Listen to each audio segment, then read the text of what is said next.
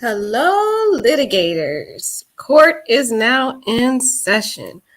My gosh, was today an eventful day, and it was extremely terrifying. That arrest affidavit, guys, was terrifying. And normally, when you see an arrest affidavit, it only requires probable cause, which is the lowest standard of proof you need. Just very preliminary, basic skeletal information that the officer has to provide to the judge, just enough for the judge to grant whatever request that the officer has. But this arrest affidavit was extremely thorough, more than usual. It left me with a lot of questions. So tonight we're going to go through a lot of stuff, guys. But one little interesting thing that I thought was kind of eerie before we get into some of the information that we've heard about today is, did you guys hear about Bryan's sister? Well, Bryan's sister used to be an actress, and she starred in a horror movie where it entailed the victims being stabbed to death in the movie. I thought that was quite eerie, and I was wondering, maybe is that why Bryan Kohberger chose his method of unaliving these victims, was that he chose this method because maybe when he saw his sister playing this movie? That's what I'm starting to think, guys. What do you guys think? I thought that was kind of eerie. So, oh God, it was very weird. But let's get into this article before we go into the rest of the details of today. Wow, I couldn't believe this, guys. There's too many coincidences in this tragedy that just, ugh. Okay, anyways. Bryan Kohberger's sister starred in horror flick about students hacked to death, or basically stabbed to death. Director shot by connection, and this is his sister here. Seems to be a very lovely lady, according to the director of the movie. She never told him that she had a brother, though.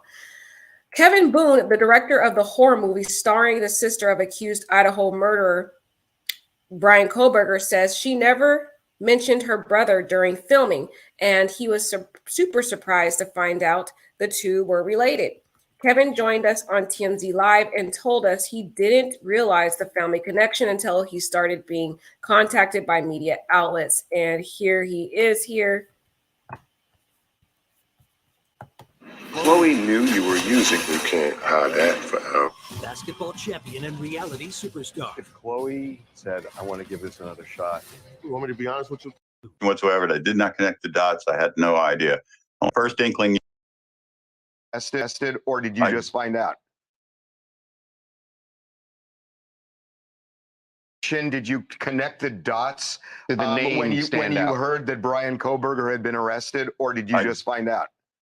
I had no connection whatsoever. I did not connect the dots. I had no idea.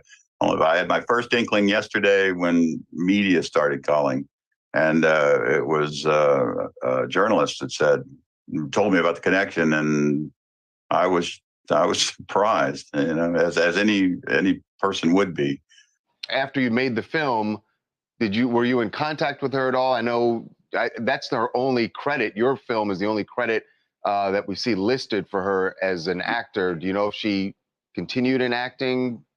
I think she thought about it. I don't think she went much farther than that. I know it was her first film, or at least I'm pretty sure it was her first film. My whole contact with her boils down to this. I mean, she auditioned for the movie. We basically had open auditions, so anybody could audition. She auditioned. I came in, and we liked her for the role, so offered her the role. She accepted the role. The next time I see her, other than talking to her on the phone and stuff, is during the table read. She came to the table read. She did a really fine job.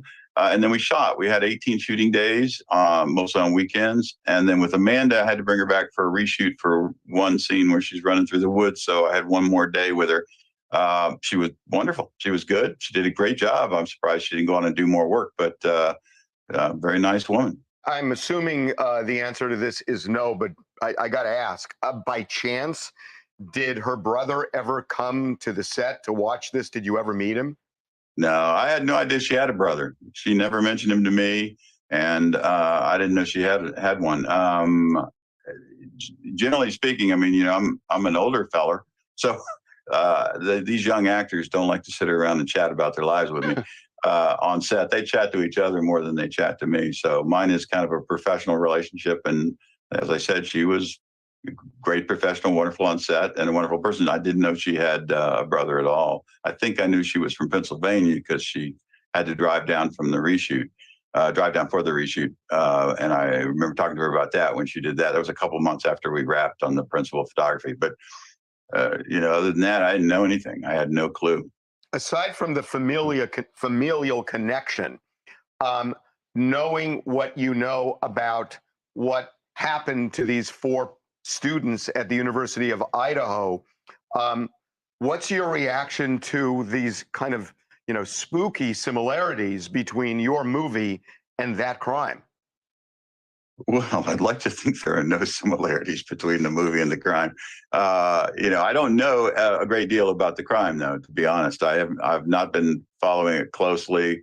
A lot of times, I heard it mentioned. I knew it had happened. I knew that people were tracking it. I knew the person was from Pennsylvania, but until yesterday, I didn't know that I knew anybody in the family, and I feel terrible for the family. I mean, Amanda's a wonderful person. I feel terrible for what she must be going through, what her parents must be going through, what her sister must be going through. I mean, it's got to be terrible. It's got to be horrifying. So, wow, can you believe the coincidence, guys, that Bryan Kohberger's sister plays in or stars in a horror movie where the victims are stabbed to death, and Lord and behold, years later, now Bryan is brutally, and I mean, he brutally massacred these people. But when I studied this probable cause affidavit, and we're going to go through it, and I am under the assumption that anybody who's watching this live, you guys already read it. So now what we're going to do is dissect it and analyze it and kind of put the pieces together for ourselves on this live, because I'm assuming you guys already have gone through it. We're going to go through it, but we're going to stop and analyze different parts of it. But I noticed a huge difference in the behavior, in the demeanor of Bryan in the arraignment hearing versus his demeanor in the extradition hearing. He seemed to be more relaxed. He seemed to be more confident in the hearing, and he seemed to be, in a way, excited about the whole thing, which I found to be quite disturbing. And the reason why I feel there was a change in his demeanor was because now he knows exactly some of the pieces of evidence, probable cause, that the authorities have. And to him, it doesn't appear to be as bad as he expected it to be. So he feels like, in a way, he's going to be able to argue his way around some of the pieces of evidence that is out there now that is presented in the probable cause affidavit. Another key information that you need to know about this attorney, though, that is representing him.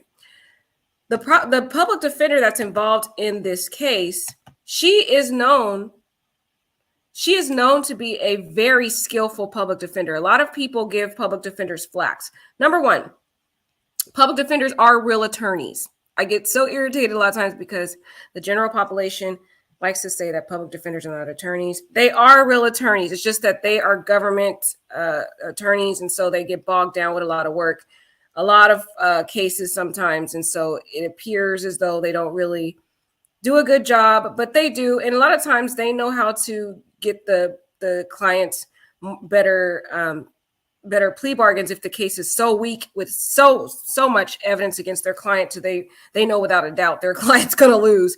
They are better at trying to mitigate the charges at hand.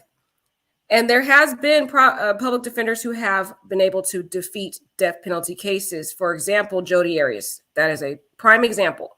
Jodi Arias was represented by the public defender's office, and the public defenders who represented her was able to win, at least in that the jury did not give her the death penalty when she should have gotten the death penalty in that. But so there are instances. But one thing I know about this public defender that's representing him, she is extremely skilled.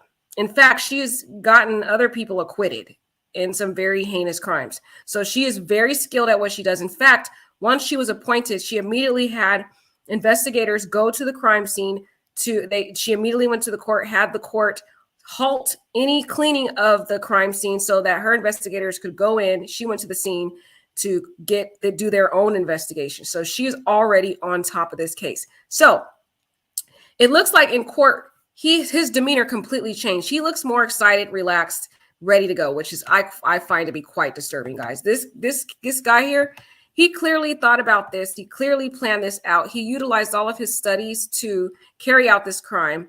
And it appears as though he took some of the practices of the BTK killer. One of the things I observed, when we're going to get into, is how he consoled Zana, if that was his voice, because one of the roommates alleged that she heard a voice while Zana was crying in the room. She heard a voice say something to the effect of, don't worry, I'll help you. If that was Bryan's voice, that is similar to the methods of how BTK killer was. BTK would console his victims before he would unalive them. He would make them feel as though he was going to preserve their life if they just followed his instructions.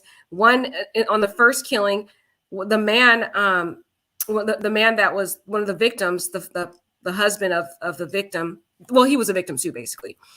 He had a back injury, and BTK gave him a pillow, gave him a blanket and stuff to make him feel comfortable before he basically choked him out. So, strangled him. So it appears as though Bryan is following some of the methods of other serial killers out there that he's learned from, and it appears as though he's took a liking to BTK, some of BTK's methods. Another similar method that I've observed from the probable cause arrest affidavit, as we get into, is how he stalked these individuals, went to the house 12 times.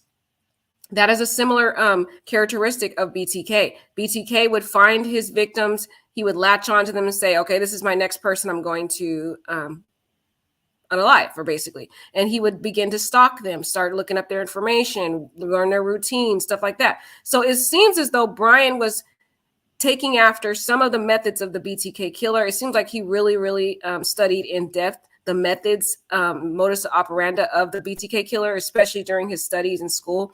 And it seems as though he took some of his studies as it relates to electronics and so forth, and he tried to apply it here, however, he wasn't careful enough, as we'll get into. And one thing I want to first start out with the court hearing. We're going to kind of work our way up to the probable cause affidavit. Like I said, look at his demeanor at the extradition hearing versus his demeanor in the hearing. So that's the first thing I noticed. I noticed the change here in this photo here when he was going to the extradition hearing. What I gathered from his demeanor is that he looked nervous. He looked extremely nervous. He looked on edge, and because he didn't really know exactly what the authorities had against him. So it looked as though he was extremely nervous. He's probably been, even though he has no empathy for what he did. In fact, he's really excited for what he did. And I believe, I'm going all over the place, but I'm going to go into what I think this type of man this guy is. He got physical gratification from the crime. The motive was all related to physical gratification. He's similar to the BTK killer. He did this killing for physical gratification because, in my opinion, I think he's an incel. We'll get into that. But before we get into the incel part of him, like I said, the first thing I noticed is that his demeanor is different.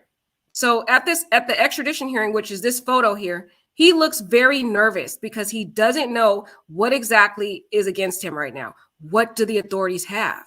Now, he knew he messed up in this case. He screwed up because he did a rookie move by leaving that sheath at the crime scene, which is why he went back early morning, which we'll go into 9 o'clock in the morning to try to see if he could get it. But then I think something startled him and he left. But I think he realized, he started looking around and realized, oh, shoot, I forgot the sheath. And tried to go back there in the morning and realized. So that was a rookie move off the bat. So he already was stressed about that, but he was wondering, do they have anything else on me? What else did I mess up on? This guy wanted to commit the perfect crime, not leave any trace of DNA. This guy really, really studied this whole thing out, guys, before it happened. He utilized his studies in school. But the disturbing part about Bryan, what I gather, is that I think he always had a fantasy of unaliving women for physical gratification. Like I said in other lives, I feel like Bryan has been rejected by women many times. Prime example was at the bar in Pennsylvania.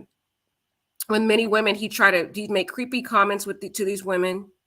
He would ask where they lived or who were they with, stuff like that. It seems like this man could not get laid for anything, guys. He would get rejected by women after women after women.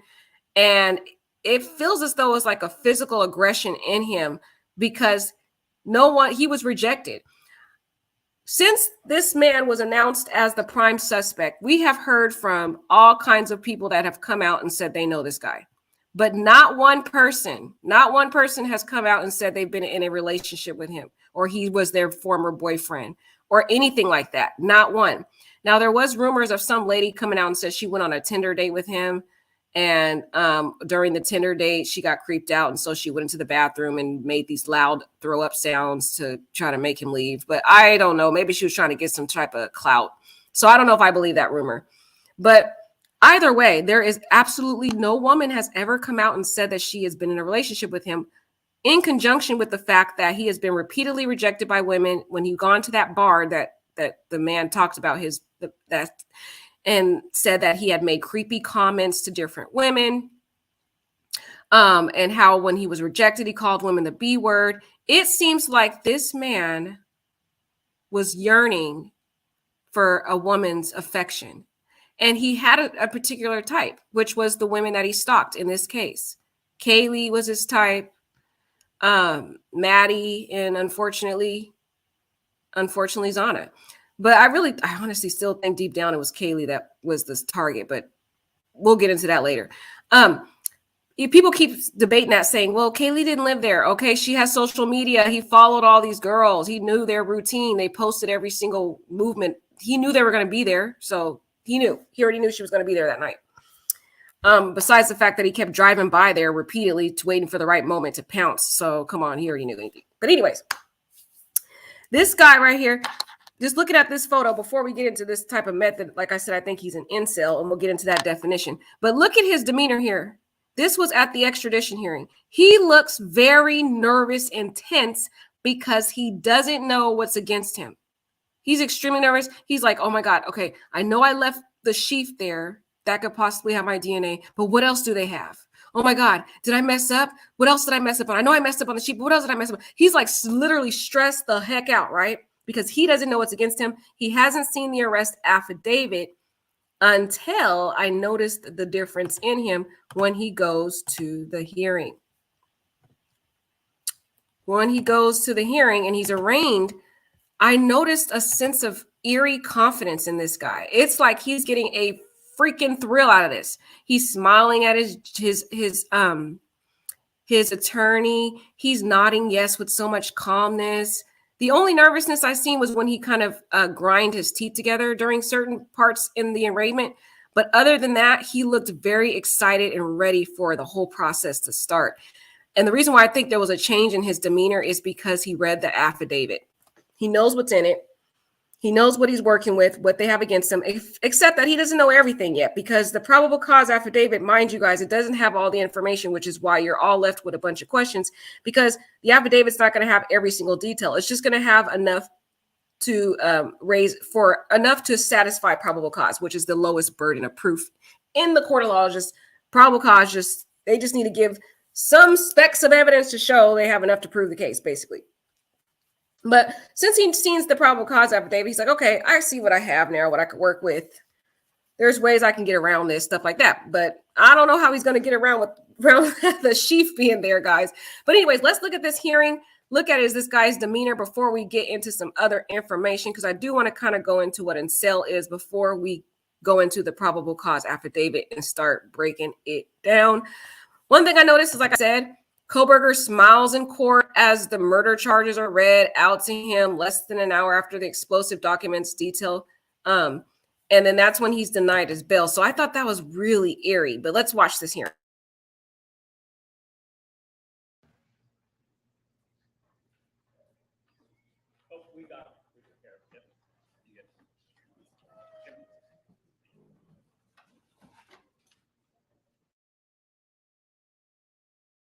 Did you see that? He looks at his attorney, nods, smiles. He is so confident, guys. He loves this. He is eating every bit of this. He's so excited for the process. He thinks he's still going to get away with murder. That's what he thinks in his mind.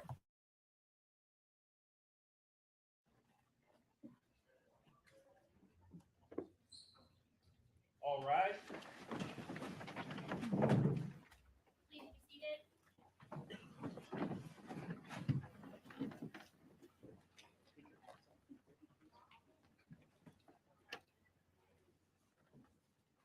We are on the record in the Second Judicial District, Latah County. This is the Magistrate's Division of District Court.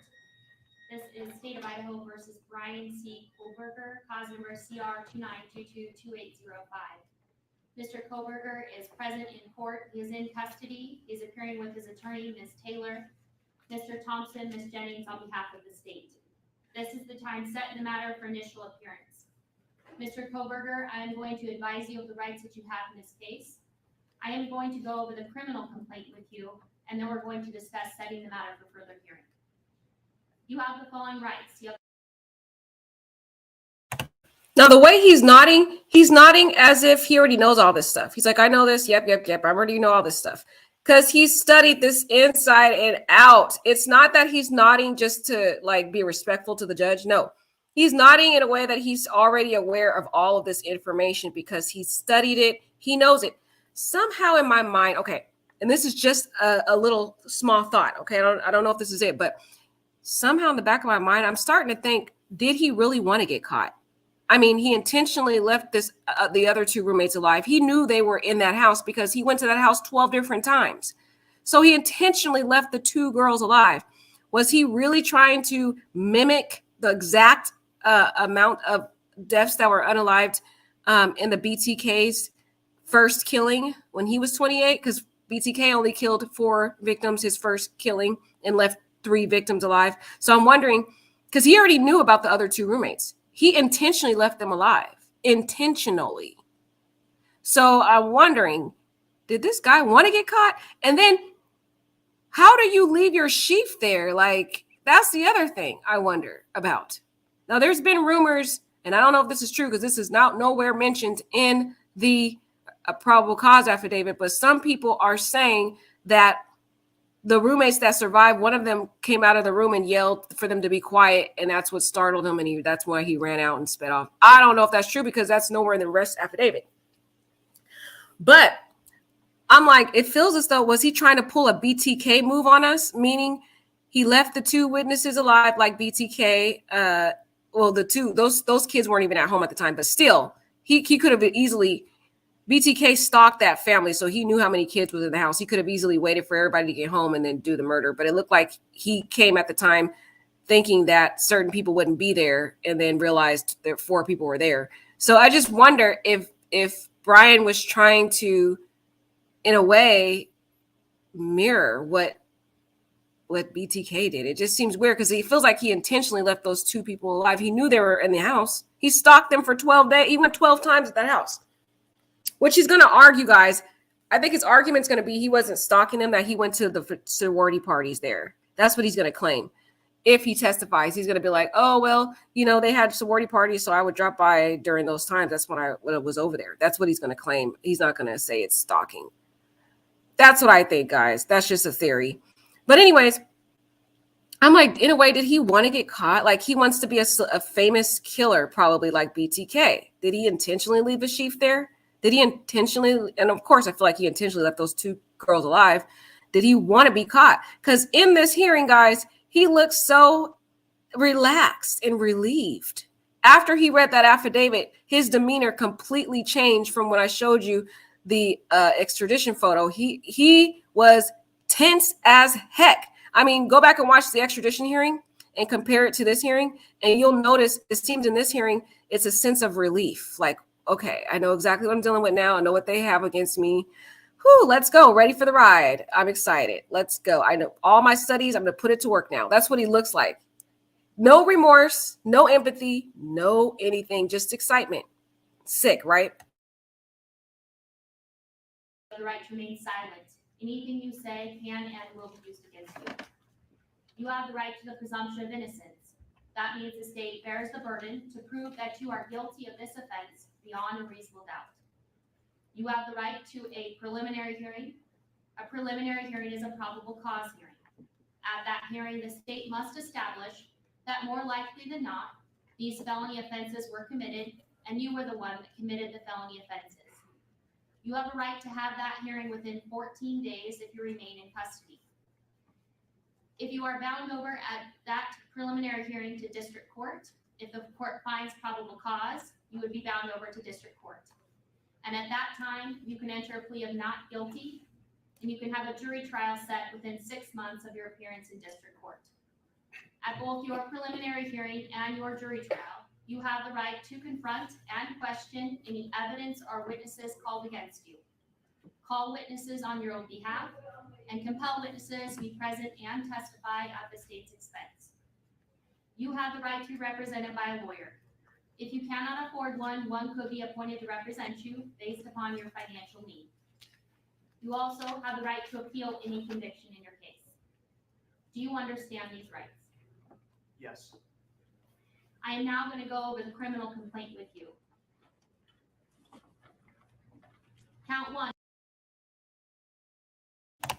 Now, normally for defendants, they usually don't even know really what to say. And so their attorneys will advise them and whisper, and then they'll be like, yes. But for Bryan, he's so confident. He knows exactly what's going on. He just ready to just speak on his own, just excited for everything. He looks like it was like a new level of excitement that has come upon this guy that I feel was different than the initial arrest, than the extradition. And it's quite disturbing to see it. But guys, this is going to be a different trial than you've ever been through, considering this guy's background. The criminal complaint charges you with the felony offense of burglary. It alleges that the defendant, Bryan C. Kohberger, on or about November 13th of 2022, in Latah County, state of Idaho, did unlawfully enter a residence located at 1122 King Road, Moscow, with the intent to commit the felony crime of murder, in violation of Idaho Code 18-1401 and 1403. The maximum penalty for that offense, if you plead guilty or are found guilty, is not less than 1 year in prison, no more than 10 years in prison, and or a $50,000 fine or both. Do you understand? Yes. Count 2 alleges that you committed the felony offense of murder in the first degree. It alleges that the defendant, Bryan C. Kohberger, on or about November 13th, 2022, in Latah County, state of Idaho, did willfully, unlawfully, deliberately, with premeditation, and with malice aforethought, kill and murder Madison Mogan, a human being, by stabbing Madison Mogan, from which she died, in violation of Idaho Code 18-4001, 4002, 4003, and 4004. The maximum penalty for this offense, if you were to plead guilty or be found guilty, is death or imprisonment for life. Do you understand? Yes. Count 3 alleges that you committed the felony offense of murder in the first degree. It alleges that the defendant, Bryan C. Kohberger, on or about November 13th of 2022 in Latah County, state of Idaho, did willfully, unlawfully, deliberately, with premeditation, and with malice aforethought, kill and murder Kaylee Gonsalves, a human being, by stabbing Kaylee Gonsalves, from which she died, in violation of Idaho Code 18-4001, 4002, 4003, 4004. Again, the maximum penalty for that offense, if you plead guilty or are found guilty, is death and or imprisonment for life. Do you understand? Yes. Count 4 alleges that you committed the felony offense of murder in the... My gosh, if you were told that you could face a death penalty, would you be that relaxed?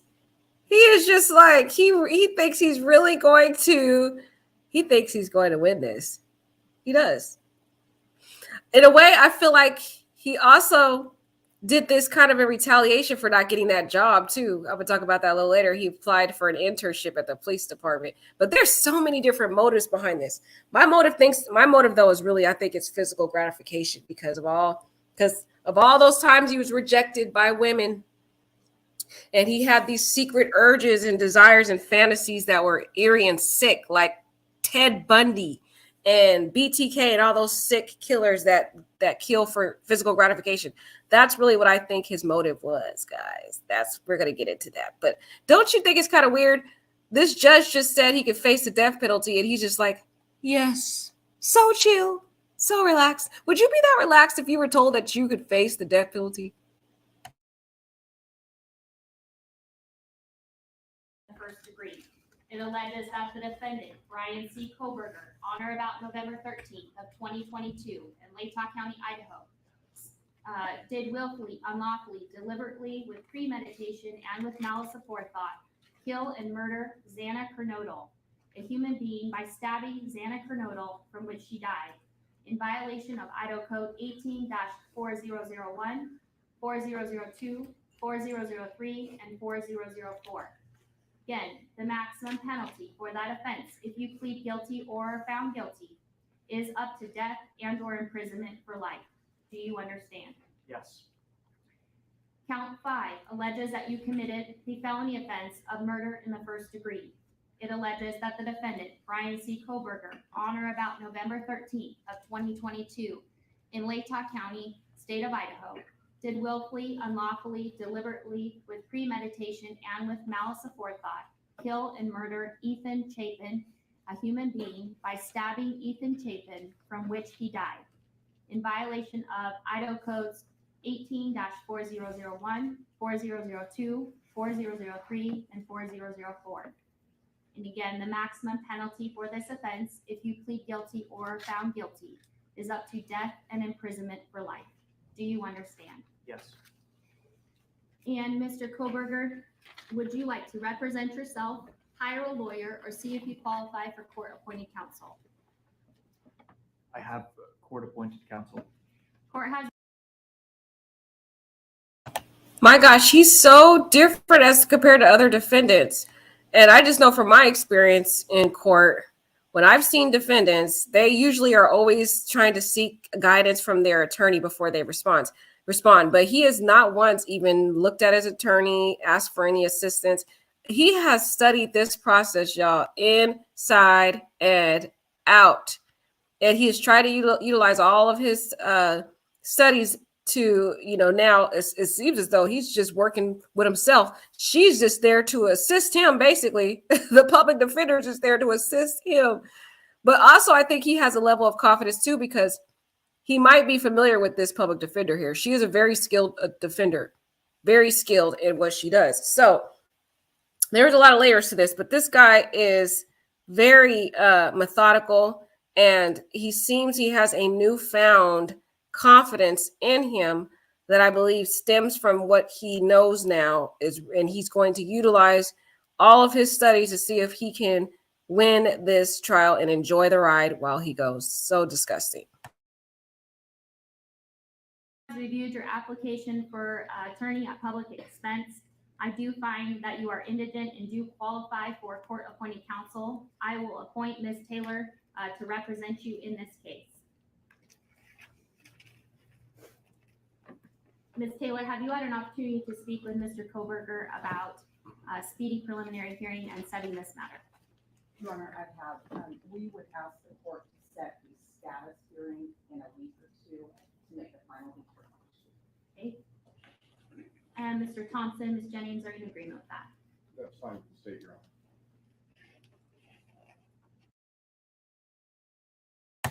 Guys, I'm sorry I keep interrupting, but his confidence irks me so much. It's just like I just want to pounce. I'm like, my gosh, he is just so, his arrogance right now is disturbing me. I don't know if you guys can notice it, but he is so arrogant in this hearing. It's almost disturbing.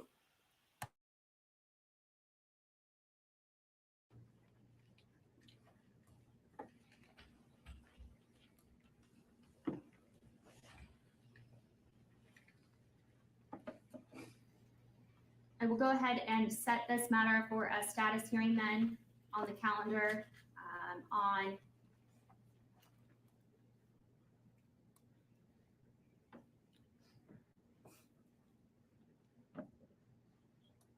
January 12th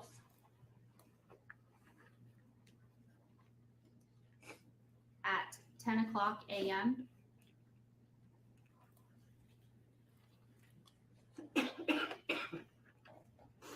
We will make sure notice is sent, and then, Ms. Taylor, do you wish to argue bail at this time?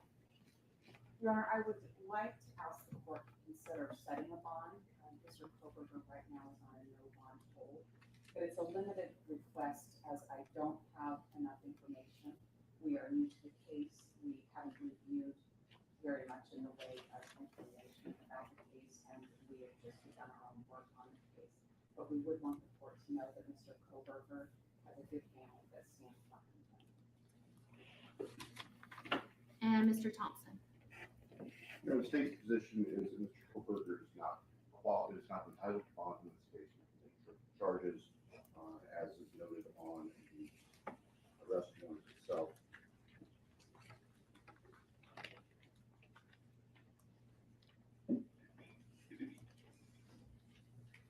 Under Code 19-816, 19-2903 both specify that given the potential penalties in this case, there's no right to bail. Defendant was arrested 3,000 miles away across the country, where his family is. We ask that he remain in custody. No bail. At this point in time, pursuant to Idaho Criminal Rule 46B and Idaho Code 19-816 and 2903, I am going to leave the bail set in this case as no bail at this point in time until I have additional or further information at a later date and time. So with that, then Mr. Kohberger, you will be remanded in custody and remain in custody on the no bail pending further proceedings in this matter. Is there anything further in the case then for today, Mr. Thompson? Yes, Your Honor. The state is asking for no contact orders for various family members of the deceased and also for surviving roommates. I'm supposed to brief you with Ms. Taylor. She indicated there's no objection. Ms. Taylor, is that correct? That is correct, Your Honor. So I will go ahead and issue those no contact orders. So I do have a no contact order then for the named individual of Dylan Mortensen, Bethany Funk, as well as the family members and Mr. Chapin, the family members of Ms. Kernodle,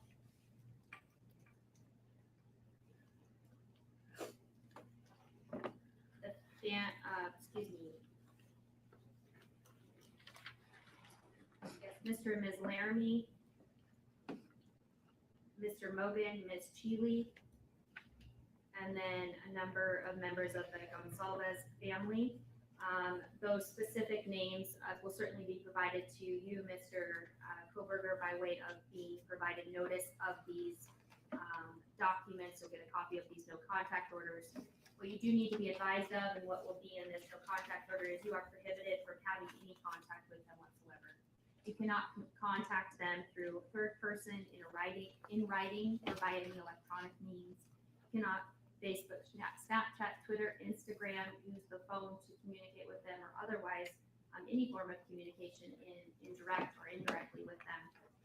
You cannot engage in any conduct that would harass, stalk, threaten, use, attempt to use, or threaten to use any physical force or violence upon them, or place them in reasonable fear of bodily injury. Cannot go within or knowingly remain within 300 feet of their person or their home, workplace, or any other place where they might be. There are no exceptions to these orders. And if you do violate these orders, it is a new misdemeanor offense. It is punishable by up to a year in jail and or a $1,000 fine or both. At this point in time, due to being in the magistrate's division here, at this juncture, I am going to issue the no contact orders for a period of 2 years. And then if it needs to be modified or changed by additional judge, it can be done so at that time. Is there anything further, Mr. Thompson? No, Your Honor. Anything further, Ms. Taylor? No, Your Honor. All right, thank you. We are adjourned.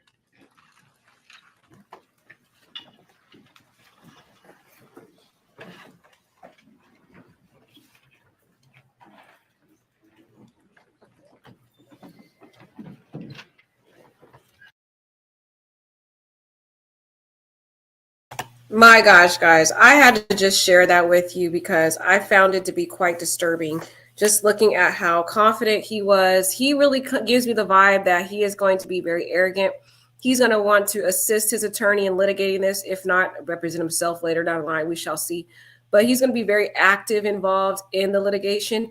He does have a narcissistic personality, like I said in prior lives. He gives me the aura, and there's been many friends that have come out and described certain qualities, and students that have come out and described certain qualities that would lend me to believe that he has a narcissistic personality. He has to always be the smartest person.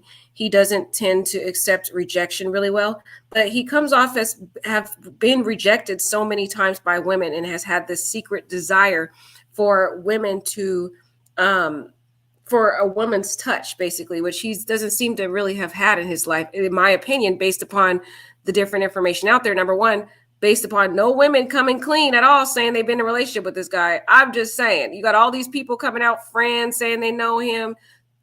We've got a teacher that she came out and said, she said he was a stellar student. We've got guys coming out saying he was a bully towards him, students saying that he graded their papers too difficult and they didn't really like him and stuff like that. We got all these people coming out, but not one woman. Okay, not one woman saying she's been in a long-term relationship with him or he's been her boyfriend or they've nothing like that, guys. Plus, we have a bartender saying that he had made, Bryan was making creepy comments to the different women, even his own staff members, and had, you know, asked these different women where they lived at and were they with people. Just creepy. And just, it seemed like he was a loner who was, in my opinion, comes off as being, and I will show you the terminology here. I'm pretty sure you are familiar with the term because I've seen a lot of you commenting about it. I think he's an incel, guys. A member of an online community of young men who consider themselves unable to attract women, SCXUALL, sexually, typically associated with views that are hostile toward women and men who are sexually active. I really think that that sentence describes Bryan, in my opinion. He has been rejected so many times, in my opinion, by women. I was giving my opinion based upon the different information out there about this man. And he latched on. I don't know where he met these girls or where he saw them, but he definitely had them on his social media too. And he did visit Idaho a lot. He frequented there. There are information out there that you can look up from news reports stating that he even admitted that he likes going to Idaho for the shopping because there were people in the jail. One person in the jail threatened to unalive him while he was in jail in Pennsylvania. Another person asked him, why did he commit the murders? And then he denied that he committed them. And then another person asked him, why did he go to Idaho? And he said, for the shopping. So he even admitted that he likes to go to Idaho. We already know about the cell phone pings that he'd gone there. So he must have met them either at the Mad Greek, like I said, because that's a restaurant that offers vegan items, or maybe some event.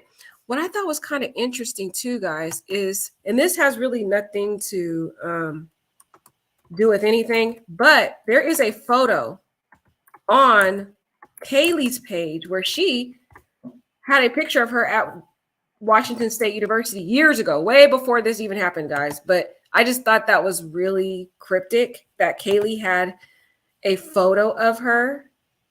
Kaylee Consalves had a photo of her at WSU. Let me see if I can find that picture somewhere here. Hopefully I can, guys. She actually was there, guys. Isn't that kind of eerie?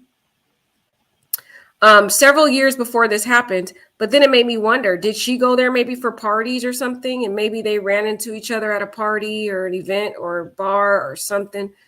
Because I thought that was quite interesting. Let me see if I could find it. And a lot of people were commenting on there. They said, wow, it's kind of eerie that she went to an event. She does go there. She went to Seattle, Washington before, which is not in Pullman, Washington. But it seems that she goes to Washington also sometimes for things. So, and she went to Dutch Coffee. And you know he goes to coffee places because based upon the probable cause affidavit, which we're going to get into, guys. Don't worry, we're going to get into it. I just got to go through these preliminary information first. I thought that was kind of interesting that she goes to coffee shops. She went to that vegan restaurant. She has she goes to Dutch Bros Coffee. Like she likes, oh, let me show you these pictures. I'll just show you these. I might as well show you them. But like I said, I think he comes off as an incel. Before we get into her photos real quick, Bryan comes off as an incel. He fantasizes about these physical gratifications and he gets off on violence. I think before he even started studying criminal justice, he already had these fantasies in his mind about women, you know, in a violent way. And that's how he got his gratification. But he never worked up the guts to do it. And so he would study these different crimes, and then he started going to school for it and really got fascinated when he wanted to get into the minds and learn about these other criminals who had done this, to figure out like why they did it, how they chose their methods. That's what he put on the Reddit survey. You could tell those are the very questions he had for himself.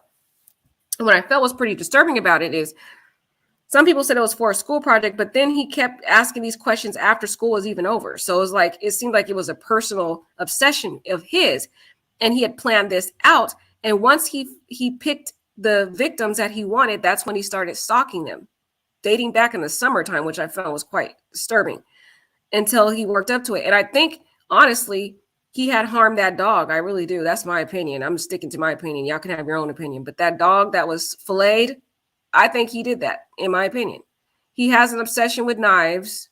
He clearly had a sophistication and knowledge of different types of knives, because the knife he even used in this case was a knife that veterans or people in the army use or something like that, from what I heard from experts. So this guy had a very in-depth knowledge of knives, and he chose the particular knife he used in this case and pretty much had an in-depth knowledge about it. Okay. So that, in my opinion, gives me the vibe that this guy is an incel, and he got the motive behind this was physical gratification. It was all sexually motivated, guys, in my opinion. That's the motive. He stalked these girls for many weeks, and it was all for his own physical gratification. And he got off physically, guys, from unaliving them in the way that he did, guys. It's very sick. I know, but that's my opinion. I'm going to stick to my opinion. You can have your own opinion, but I really think that was his motive. And he's not going to ever tell us that. And I don't think the officials really know. And that's not required for a motive in a criminal prosecution. You have to understand, motive is not a required element. They don't have to prove motive, but it does help a jury to at least know, because they want to know exactly what happened here. But I'm telling you, in my opinion, based upon what I'm looking at here and looking at the type of criminals he studied, I think he had an obsession with BTK, because he followed some of the methods that BTK used, especially how he consoled Zana while she was crying. I think that was his voice. That's my theory, guys. My theory is that was his voice telling her, don't worry, I'll help you. But I think he got that method from BTK, because BTK used to do that. He used to console his victims and help and accommodate them. One victim, he gave her a cigarette, let her smoke and stuff and relax. And she's like, oh, can I go to the restroom? He's like, oh, sure, go ahead, go to the restroom. Like that, it sounds like he kind of picked up some of those methods from some of his favorite serial killers, which I believe one of them was BTK. That's just an opinion, y'all. Just an opinion. So now that we got that out the way with the whole motive thing, we'll probably go into that again once we go into the probable cause affidavit. Another for a police internship before the Idaho killings. The nerve. Isn't that crazy? Evidence.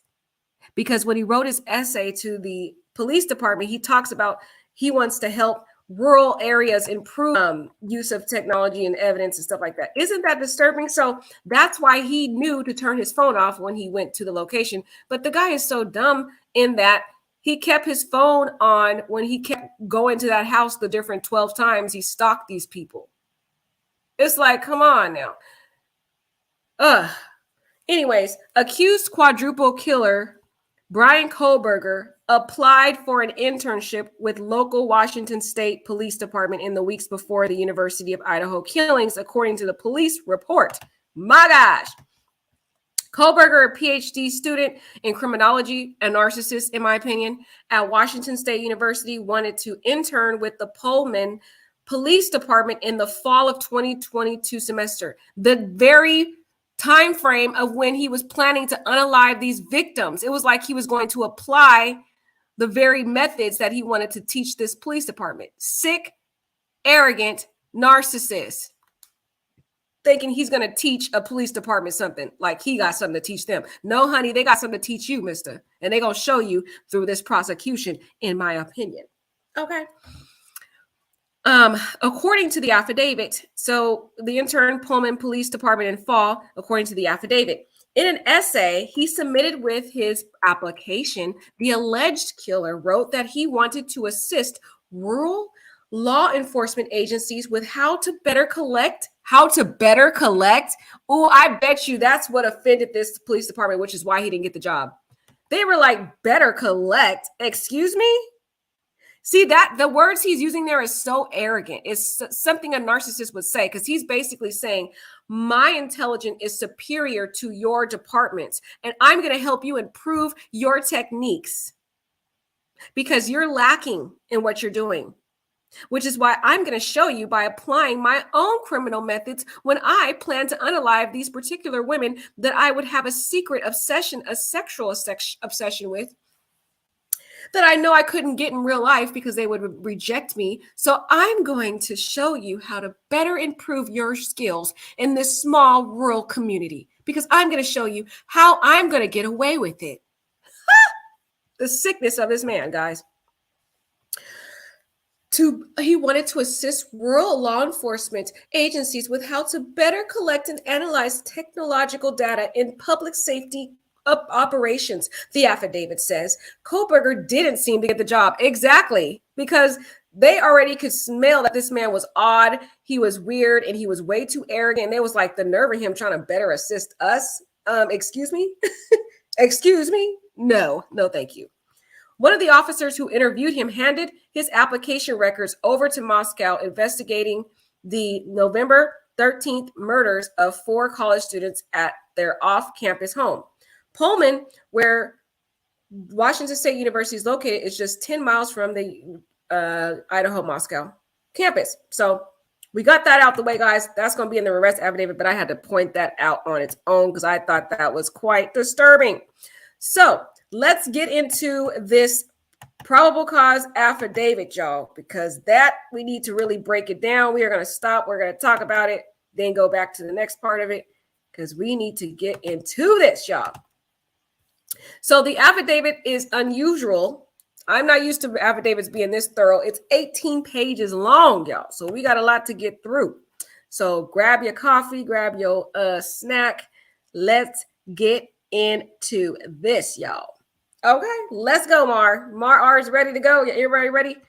I need y'all to give your input so we can stop and talk about certain things in here. I already know what y'all are going to talk about the roommates. I'm holding off on that. And I'll give you my analysis when we get to that part about the roommates who didn't call 911. I know y'all want that answer. So, statement of Brett Payne. That was the officer involved. I thought he was very skilled. He did an excellent job. In fact, everybody was questioning the credibility of these officers, but they already had a suspect in 2 weeks after the killing. So they did a good job. So, the below information is provided by Brett Payne, who is duly appointed, qualified, and acting peace officer with the county of Latah, state of Idaho.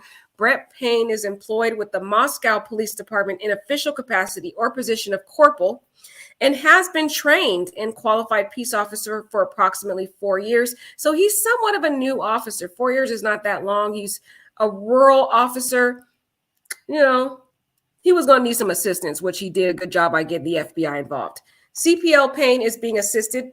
See, like he said, he's being assisted by members of the Idaho State Police and agents of the Federal Bureau of Investigation. See, this small police community needed help, guys. They haven't seen a murder like this of this magnitude in 7 years. They needed assistance, which is why he said he got assistance here.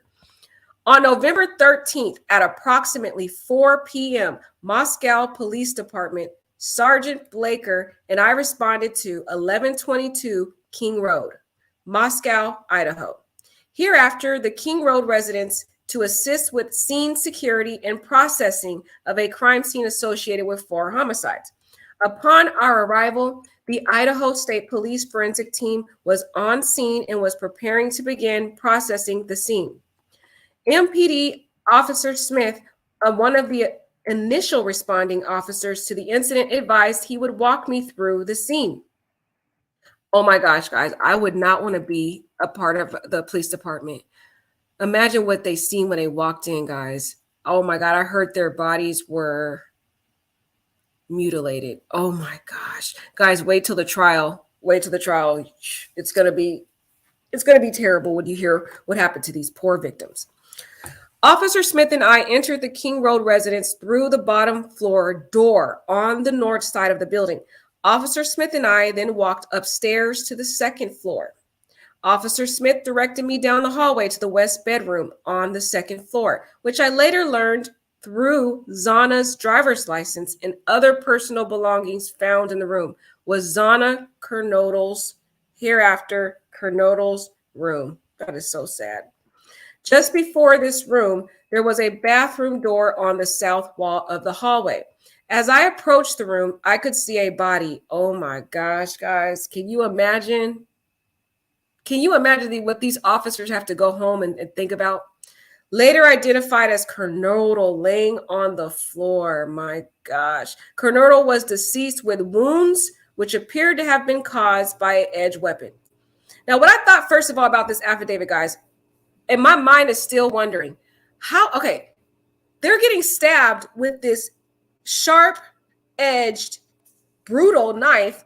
How come nobody heard blood-curdling screams? I know the roommate says she heard crying, but I'm thinking if somebody's being stabbed, shouldn't the person be screaming crazy, blood-curdling screams, acting wild, trying to run? What did Bryan do to these people? What did he say to get them to be that calm? Just merely crying? That's the one thing that I can't seem to get around in this case is they're getting brutally stabbed and no screams. I feel like this was carefully thought out. Did he have gloves on? Did he choke them first? Did he strangle them first? Then he just staged the scene by stabbing them afterwards? I don't know. I have questions, guys, because I'm thinking if somebody's getting stabbed, they would be screaming profusely, but the roommate says all she heard was screams. That's the question I had. Y'all need to answer that for me in the chat. I need some help with that. Also in the room was a male, later identified as Ethan Chapin. Hereafter, Chapin. Chapin was also deceased with wounds, later determined autopsy report provided by Spokane. And here, guys, they redacted this whole page, which means on this page here that they redacted, they're describing the heinous, brutal, horrific stabbing wounds of each of these victims. But they're so gruesome, they had to take that whole page out, guys. Isn't that crazy? Yeah, this page right here tells all the brutal wounds that they went through. That's crazy. They had to redact that whole page. My gosh.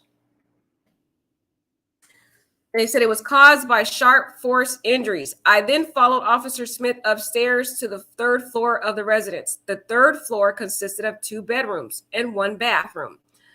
The bedroom on the west side of the floor was later determined to be Kaylee Consalves, hereinafter Consalves' room. I later learned from review of Officer Nunez body camera, there was a dog in the room when Moscow police officers initially responded. The dog belonged to Consalves and her boyfriend, Jack DeCoeur. I found out from my interview with Jack DeCoeur on November 13th, 2022, that he and Consalves shared the dog. Officer Smith then pointed out a small bathroom on the east side of the third floor. This bathroom shared a wall with Madison Mogan's hereinafter Mogan bedroom, which was situated on the southeast corner of the third floor. As I entered this bedroom, I could see 2 females in the single bed in the room. Guys, I think this was staged by Bryan. I do, because the coroner got it wrong. None of these people were asleep. They were up. According to this report, probable cause, which we're going to get into, Zana was waiting for her food, her Uber Eats. So I don't think Ethan was asleep. He probably was up hanging out with her. She was on TikTok. Then Kaylee was up there playing with the dog, allegedly, or was she being attacked? I don't know which one it was. but it appears as though they were up because they were texting Jack and probably talking and stuff. I don't think any of these girls were asleep. I think they were startled by this guy, but I don't think they were asleep. So that just makes me wonder, why didn't those screams? Just a whimper? They said there was a camera of body camera or sound from surveillance of a whimper and then a thump and then a cry. No screams and you're getting stabbed to death? This doesn't make sense. This whole thing doesn't make sense. I have never heard of a scene where somebody's getting stabbed to death and they're just calm about it, crying. No, something don't make sense, guys. It doesn't make sense. What did Bryan do? I feel like, I don't know, did he talk them into calming down? Make them think like BTK, make them think everything's going to be okay? Did he strangle them first and then stage the bodies and then stab them to make it look like? Because I'm wondering why they were so calm about it. I really wonder. I have questions, guys. Really weird. As I entered this bedroom, I could see two females in the single bed in the room. I feel like he staged that, guys. Body Consalvis and Mogan were deceased with visible stab wounds. I also later noticed what appeared to be a tan leather knife sheath laying on the bed next to Mogan's right side. See, that I'm wondering, when viewed from the door, did he forget the sheath, guys, or did he purposely leave it there so he could be caught? Because this guy is really arrogant. He gives me BTK vibes. Remember BTK wanted all that attention? And he was so desperate for attention that he would write letters to the news stations and said, how many people I got to kill for y'all to put me on the news, whatever. I'm just wondering, I have two different theories in my head for the sheath. One side of me thinks, did he do this on purpose? Did he purposely stage the scene? Did he stage the bodies? Did he stage the sheath and leave it there because he wanted to be discovered and made, because he was very meticulous about this scene. It doesn't appear as though, unless of course they're leaving out other stuff that we don't know about. But if they only have this one little small piece of DNA at this bloody, gruesome scene so bloody to the point where the house was literally bleeding from the outside, and you mean to tell me, unless they're just holding back a lot of DNA and they're just giving of course they would do that for a probable cause affidavit. You're not going to get the whole details, but I just find it quite interesting that all they could really put on this probable cause statement is just one little sheath. Bryan was meticulous as heck. He planned this thing, thought it all out. This man is a narcissist and he has obsessive compulsive disorder, in my opinion. We can tell that from his vegan diet, so it could apply to other things too, that he obsessively thought about this, planned this out. So then there's one side of me, guys, that wonder. I have two different theories for the sheath. One theory is, did he purposely stage this scene before he left, purposely left that sheath there because he wanted to be discovered, because he wants to be a famous, well-known killer, and he wanted to be on death row. This whole thing was planned because he knew those people were going to be there, guys. He stalked them. He knew that they were going to be there. Even if they didn't live there. I know people keep saying they didn't live there. Well, he knows their social media. He clearly had been to that house 12 different times. He went to that house. He circled around that house over there before he left and came back, left and came back, left and came. He knew it was in that house. So I'm wondering, did he stage it? Did he want to be discovered? He loves the attention. He's eating it all up. And he's going to use all his studies to apply. So I'm wondering, did he want to be caught? Because he staged the scene so well. Everything was meticulous. Unless we're not hearing everything, guys. So we don't know all the DNA that the officers have. But I just find it quite interesting that that's all they're going to give us is just a sheath. So I'm like, did he stage it? Did he position the bodies, put the sheath there on purpose, and leave that single little DNA there because he wanted to be discovered, and he left those two witnesses alive on purpose because he wants to be known as a historically well-known killer for the clout? That's one theory that I have in this. Something in me tells me this wasn't an accident. I know a lot of people on YouTube are saying he did a rookie move, but something in me, guys, this guy knows way too much. Something in me. But then on the other side, I got to go with the other theory that everybody else is going with, is that he did a rookie move and he forgot it and he was careless. But for some reason, I don't think that's the case. But I'll go with it. I'll go with it. There's two different theories that we can go with. You guys give me some of your theories in the chat. Let me see what you guys got to say. Yeah, he was in and out. Okay, he was in and out. Valerie's using logical. Okay, let's see what Valerie is saying. Valerie, where's Valerie at? I'm missing what Valerie is saying. Which post y'all all agree with Valerie on? Because Valerie seemed like she on a roll. She said the Greek restaurant where Zana and the other victim worked is where the geek visited the two girls. Yeah, that's what we were thinking too, the connection there. If BJ, let's see what else y'all got to say in the chat. Queen Escar, 10 miles isn't far away from the killer. BK current location to Stalk. Right, it's not far. I don't think it's far. Go to my chat for contact and leave your info and direct message on my Instagram and Twitter. Okay, Amazon. Remember all the advertising. Slow down on that, honey.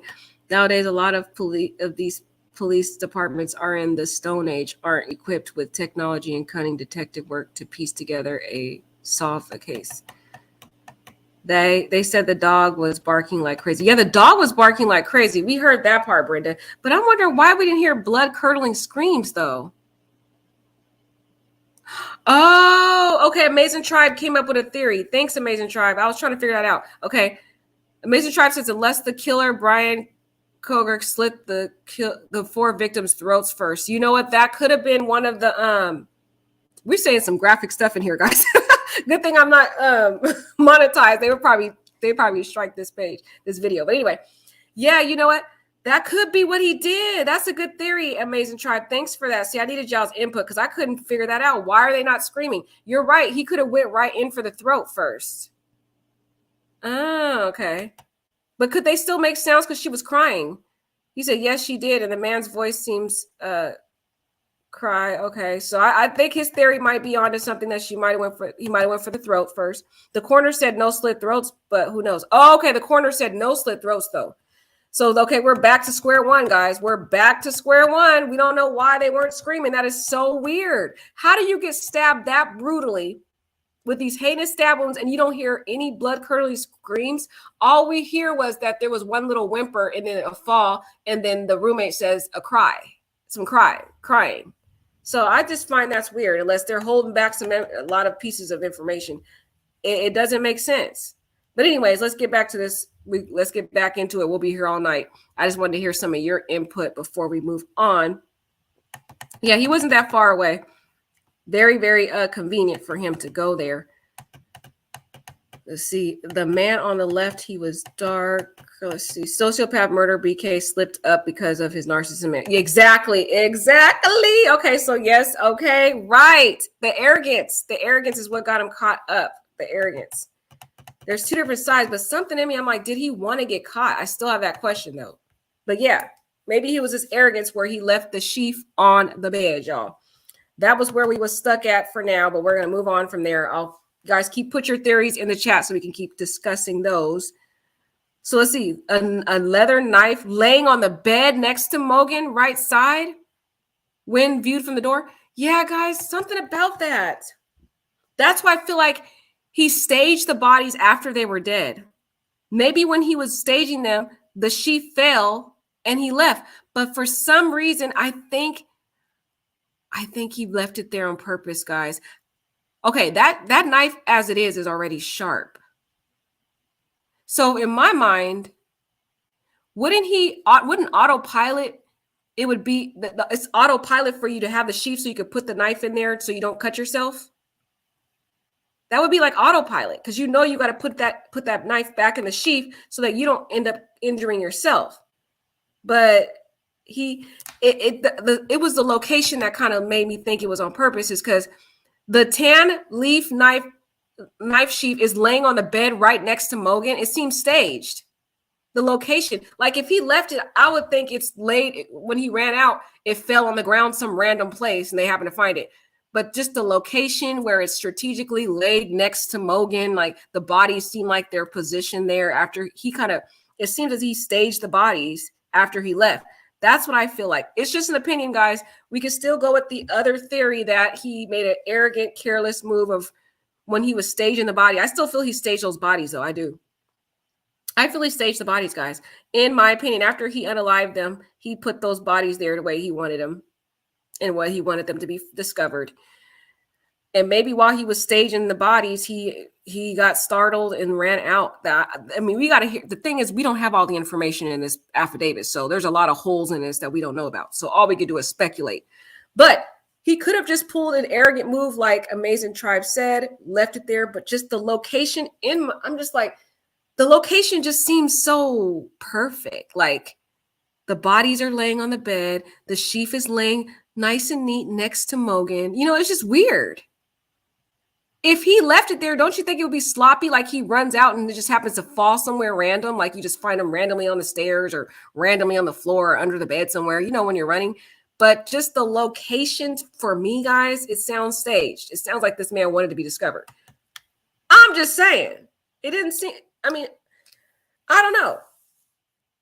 But you guys might be right. It might be that it was an accident. He did a careless move. He was too arrogant, left it there. Because we also have to think of the fact that he did turn his phone off when he did this. Well, no, because, I mean, I don't know. I'm trying to really think about this, guys. Because even though it's staged, in my opinion, I'm just giving an opinion.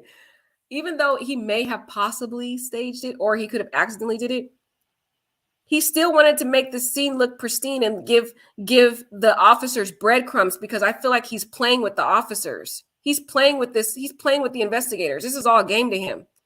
So, of course, he wants to leave the scene the way he wants it, stage it the way he wants it, turn the phone off when he's there because he only wants to give the authorities the pieces he wants them to have. That's what I feel like, in my opinion. He's not going to give them the whole bag. He wants to give them bits and pieces. I feel like this was staged. I feel like he wanted to be caught. I don't know. That's just my opinion. I can't seem to get away from that opinion for some reason. But it's like he wanted to give them certain little breadcrumbs. Like, here, you can have this officer. I'll give you this little DNA here, and that's all you're going to get. And I'm not going to give you my, I'm going to turn off my phone when I'm over here because I don't want you to give you that. I'm going to give you this, though. Or he's just dumb. Or he's just a dumb, arrogant, narcissistic guy like a lot of us think about him anyway. And he just messed up. We could go with that too, because he is obviously not really that too smart, or he is too arrogant and thinks he's smarter than everybody, which is what got him caught up and why he ended up making a lot of mistakes in this crime. Y'all let me know what y'all think. Let's see what Madison tries. He says, in this particular murder case, BK slitting throats, puncturing parts of bodies, organs wouldn't be able to scream because the victims are choking. Yeah, but then they're saying the coroner is saying, Amazing Tribe, that they didn't have that though, or they didn't have a slit. Their throats weren't cut. So I don't know. I don't think he had time to stage it and kill 4 people. One of those being a 20-something-year-old grown man. He was in a hurry and was sloppy. You might be right, Zarp. I'm thinking about it, but he was in that house for 25 minutes. It doesn't take that long to really unalive someone. As sad as this is, guys, I'm sorry to say it like this, but it doesn't take that long. 20 minutes, 25 minutes is a long time to be in there. That's why I feel like, because he was in there, he came in there at 4. Wait, we got to go back to the timeline to see how long he was in there. I forgot, actually. I don't know if he got in there a little bit after 4 and left at 4:25 or something. We'll figure it out. But you might be right, Zarp. I think you might be right that he might have just didn't have time. But something about it, guys. So what did he do? Because how are they in the bed and he stabs them? He would have had to lean over and stab them while they're just sitting there. Why didn't they fight back then? They're awake. I don't know. This is not making sense, guys. This is not making sense. Okay, Joy Williams. Hi, Joy. Welcome back. She said he is this smart. Remember, he did study criminal law with a bound. This is some graphic stuff we're talking about. Yeah, he is smart, guys. That's what I'm saying. Either he was very strategic about certain things. I don't know. Bound with the bounding. Yeah, he did. Right, guys. I don't know. Y'all help me out. He might have had a gun too, held them up, told them to be quiet. Yeah, because I'm like, guys, I still can't get around the fact that they didn't have any blood curdling screams. They didn't fight back as much, and it seems like they were still awake. But let's keep going, guys. I'm still stuck on that. Y'all keep telling me your theories in the chat while we keep going. As I enter this bedroom, I can see, so right here it says the tan leather knife sheath laying on the bed next to Mogan's right side. See, that sounds staged, guys. Y'all don't see that? When viewed from the door. That's weird. The sheath was later processed and had Kohberger USMC and United States Marine Corps Eagle Globe and Anchor insignia stamped on the outside. The Idaho State Lab later located a single, only a single. See, that's what I'm telling you. This guy really carefully thought this stuff out. He was even to the point up to touching the sheath, except for he made a mistake. If you're saying, if we go with the theory, guys, that he was careless in this whole thing and too arrogant, he was being very meticulous with the sheath, except that he wasn't careful enough because they found a single source of male DNA. Suspect profile left on the button snap of the knife sheath. That is some meticulous work from somebody who has been studying crime, guys. All they found was a little single DNA. That means Bryan was very careful. He probably used gloves when he touched the knife in the sheath. He always wore gloves, but maybe there was this one time when he was too careless and accidentally touched the sheath and didn't realize he left his DNA on there. So you guys might be right. You guys might be right that he made some careless mistakes in this situation. We'll go with your theory, guys. It's just the location of the sheath just kind of throws me off. It seems kind of weird that it's so neatly left next to Mogan. I don't know. That's just kind of weird. As part of the investigation, numerous interviews were conducted by Moscow Police Department officers, Idaho State Police detectives, and FBI agents. Okay, so they interviewed a lot of people, y'all. 2 of the interviews included BF and DM. These were the 2 roommates at the house that were spared. I think Bryan intentionally spared them. He knew they were there. Both BF and DM were inside the King Road residence at the time of the homicides and were roommates to the victims. BF's bedroom was located on the east side of the first floor of King Road residence. Based on numerous interviews conducted by MPD officers, ISP detectives, and FBI agents, as well as my review of evidence, I have learned the following. On the evening of November 12, 2022, Chapin and Kernodle are seen by BF at the Sigma Chai House and this stuff, guys, we already know this stuff. So I really don't want to go over this. We already know they went to a Sigma Chai. We know that Consalves and Mogan went to the local bar area with the hoodie guy. So I'm going to skip all this, guys, because we already know this part, unless y'all want to read all this stuff again. We already know they went to the grub truck. Let's get into stuff we don't know. DM and BF both made statements during interviews that indicated the occupants of the King Road residence were at home by 2:00 a.m. and asleep, or at least in their rooms, by approximately 4:00 a.m. But we don't really know if they were asleep because based on what the roommate said, she heard Kylie playing with the dog. So they clearly weren't asleep. And Zana was ordering food still. So it doesn't sound like they were asleep. This is with the exception of Kernodle, who received a DoorDash order at the residence at approximately 4:00 a.m. Law enforcement identified the DoorDash delivery driver who reported this information. And I'm pretty sure they interviewed him too, just as a possible suspect. So they probably got answers from him. And it looks like during this whole time, Mr. Bryan, who was a creep, was over there like casing the area with his sick self.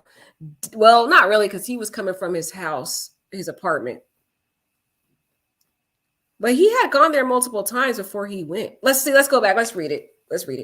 DM stated she originally went to sleep in her bedroom on the southeast side of the second floor.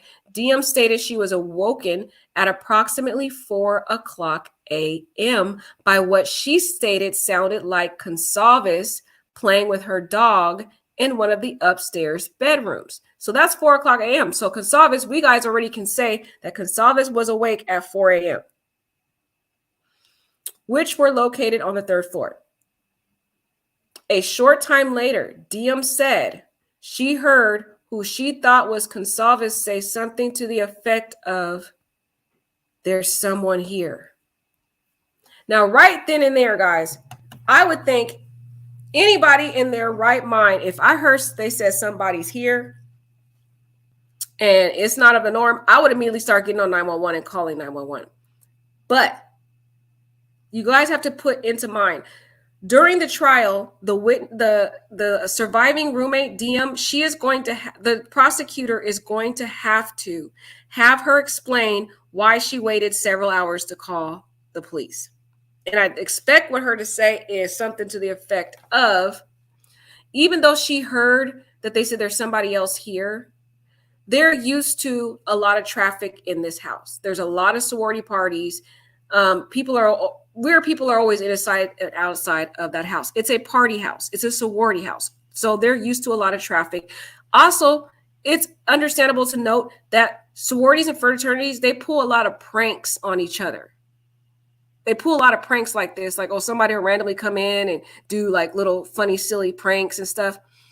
And also during this night, Zana ordered DoorDash, so somebody had already come to the house earlier. So I think the roommate was thinking when she first looked out, heard that someone was in the house, she probably was creeped out, but then she was like, oh, well, it's probably some prank, or probably maybe the DoorDasher came back, forgot something, whatever.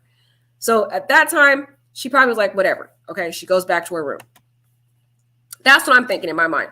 A review of records obtained from forensic download of Cornoto's phone showed this could also have been Cornoto, as her cellular phone indicated she was likely awake and using the TikTok app at approximately 4:12 a.m. So I'm thinking, guys, maybe Diem might have gotten it wrong. Maybe it was Zana who said there's somebody here. That makes more logical sense to me, in my opinion, because Zana's on the 2nd floor. She's awake. She's on her phone. She's probably eating her food. She's down on the 2nd floor, so she's more likely to know and hear if someone's in the house, whereas Kylie is all the way upstairs. So I think maybe the Diem got it wrong, and that it probably was Zana who said there's somebody in the house. I think she'd be more likely to be the person that could hear some footsteps or whatever in the house. That's my opinion. I'm just going to give my opinion on that. Diem stated she looked out of her bedroom but did not see anything when she heard the comment about someone being in the house. So that part right there, like I said, when she looked out, she thought, okay, maybe it's just a prank or whatever. They're just saying something, and then went back in her room at first. She was like, oh, whatever. That's what I think. I think she talked herself out of it because, again, you have to think about the norm of this house. And you, during the trial, you will hear the prosecutor ask her these questions, and they're going to have to ask her why she didn't call 911, and she will give an explanation for that. So for now, I don't think it's fair for people to go and try to attack this girl, because she will give that explanation. I'm pretty sure she's going to have a logical reason for why she didn't call. Still, in our position, when you have to look at the norm and how different households operate. This is a college town. This is a college house full of sorority girls who party all the time. Just look at their TikToks. They're used to people inside of out of their house, a lot of traffic, lots of late night parties. She probably thought it was a prank. They're playing around. And also, she knows that Zana's boyfriend's there. So she probably just was like, oh, whatever. They're just, maybe she just heard something, whatever. So she goes back in her room. Diem stated she opened her door a second time when she heard what she thought was crying coming from Zana's room. Diem then said she heard a male voice say something to the effect of, it's okay, I'm going to help you. So right there, when she comes out and she hears the crying and she hears the voice, it's okay, I'm going to help you. I think in this girl's mind, mind you, it's early in the morning. She was asleep at first. So when you're sleeping, you're just waking up, she might have thought maybe Zana and Ethan got into some type of argument or whatever. And maybe that's Ethan trying to console her. That's probably what she was thinking. This is just me trying to think of what she would be thinking. She probably came out, heard the crying, like, what's going on? Are they arguing, whatever? She comes out, she hears the crying, but she hears the voice consoling her. And she's probably like, oh, okay, maybe that's just Ethan. They probably got in some type of argument or whatever, or maybe she fell or something. And he's taking care of it. He said he's going to help her. So whatever, I'm going back. So she goes back in her room. That's what I'm thinking. She's talking herself out of it at approximately 4:17. So this happens. Where did she say she heard somebody? There's somebody in the house. What time was that? That was at approximately 4 o'clock. So he was in there for 25 minutes, guys. I think he had time to do some things in there. But anyways, he got there at 4 o'clock. He says it's okay. I really think she probably honestly thought that was Ethan. Then at approximately 4:17, a security camera located on 1112 King Road, a residence immediately in the northwest of 1122 King Road, picked up distorted audio of what sounded like voices or a whimper, followed by a loud thud. That's why I'm like, all you hear is voices and a whimper, no screams. This is the weirdest. This is the weirdest stabbing case I've ever heard of in my life. Usually when I hear about somebody being stabbed to death, there's blood curdling. That's the typical terminology you will hear is there's a blood curdling scream. But I'm like, what really happened in those rooms that they were so calm about being stabbed? That's still that's a huge hole in this case that I can't seem to get around and understand. All they heard was a whimper and some voices. Was it just that these people were so, I don't know. I can't give an excuse for these people. This is weird. A dog can also be heard barking numerous times starting at 4:17. So that looks like that's when he made his way upstairs. So it must have took him 17 minutes to unalive Zana and Ethan, or Ethan first. I think Ethan was first because, of course, you got to take out the most strong person first and then Zana. That's what I'm thinking. He had to, you know what? I really think he pulled a BTK move on these people, guys. He came in there with a weapon, was directing them to follow his instructions, and he would not harm them. And so they followed his instructions, and then he ended up unaliving them. That's what I think. That's what I think. Because that whole part of "don't worry, I'll help you" part makes me, oh, it's okay, I'm going to help you, sounds like something BTK would say. Dennis Radar would say something like that. That's why I feel like Bryan was pulling a Dennis Radar move right here. Try to make them think everything was going to be okay when it wasn't.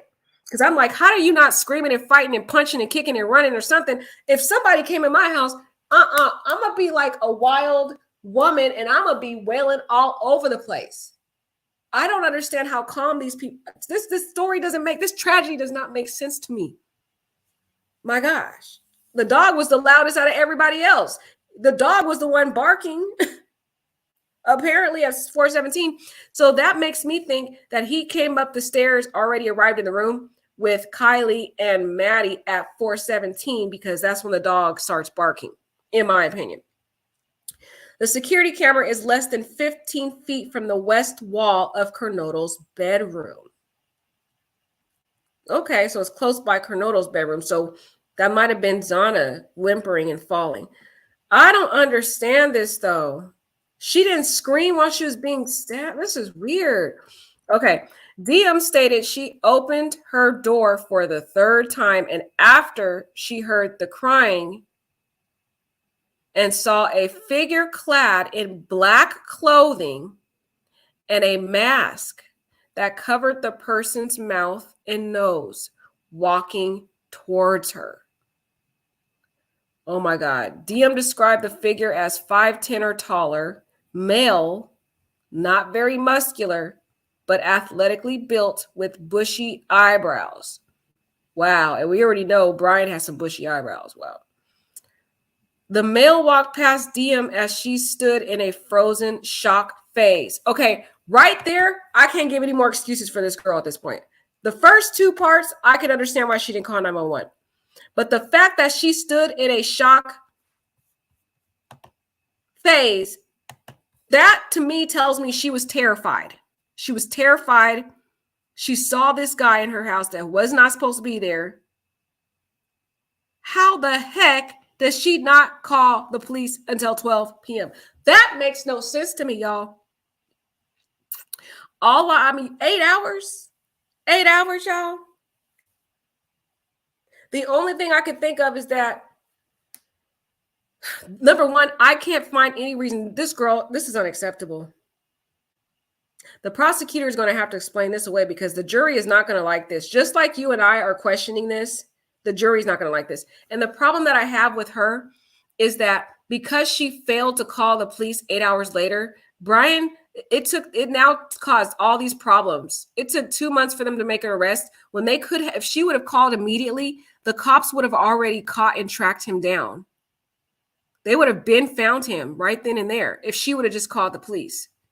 So that to me sounds weird because you saw this figure, you knew he wasn't supposed to be there. You were stood there in a shock phase and you run and shut your door. So obviously you were terrified. So wouldn't that ring an alarm in your head to dial 911? Or I don't get it. No. What the heck?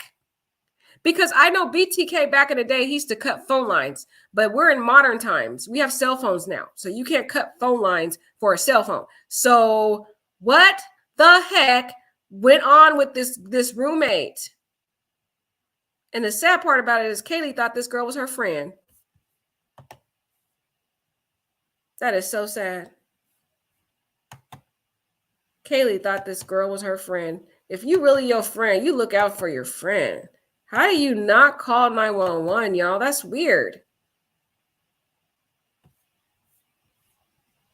I'm stuck. I'm stuck. Because the part right here, at first I was going to say maybe she thought it was a prank. She probably thought it was one of the fraternity boys that came over there. You know, they come over there, they'll I don't know, they'll like haze your house. They'll put like little confetti or something at your house and then leave. But her response of her stood in a shock phase makes me think she was terrified. She was scared. So why not call the police? I know people are going to come for me and they're going to say, everybody handles tragedies in their own way. And so you can't say what someone else would do if that were you. Okay. All I can tell you is what I would do.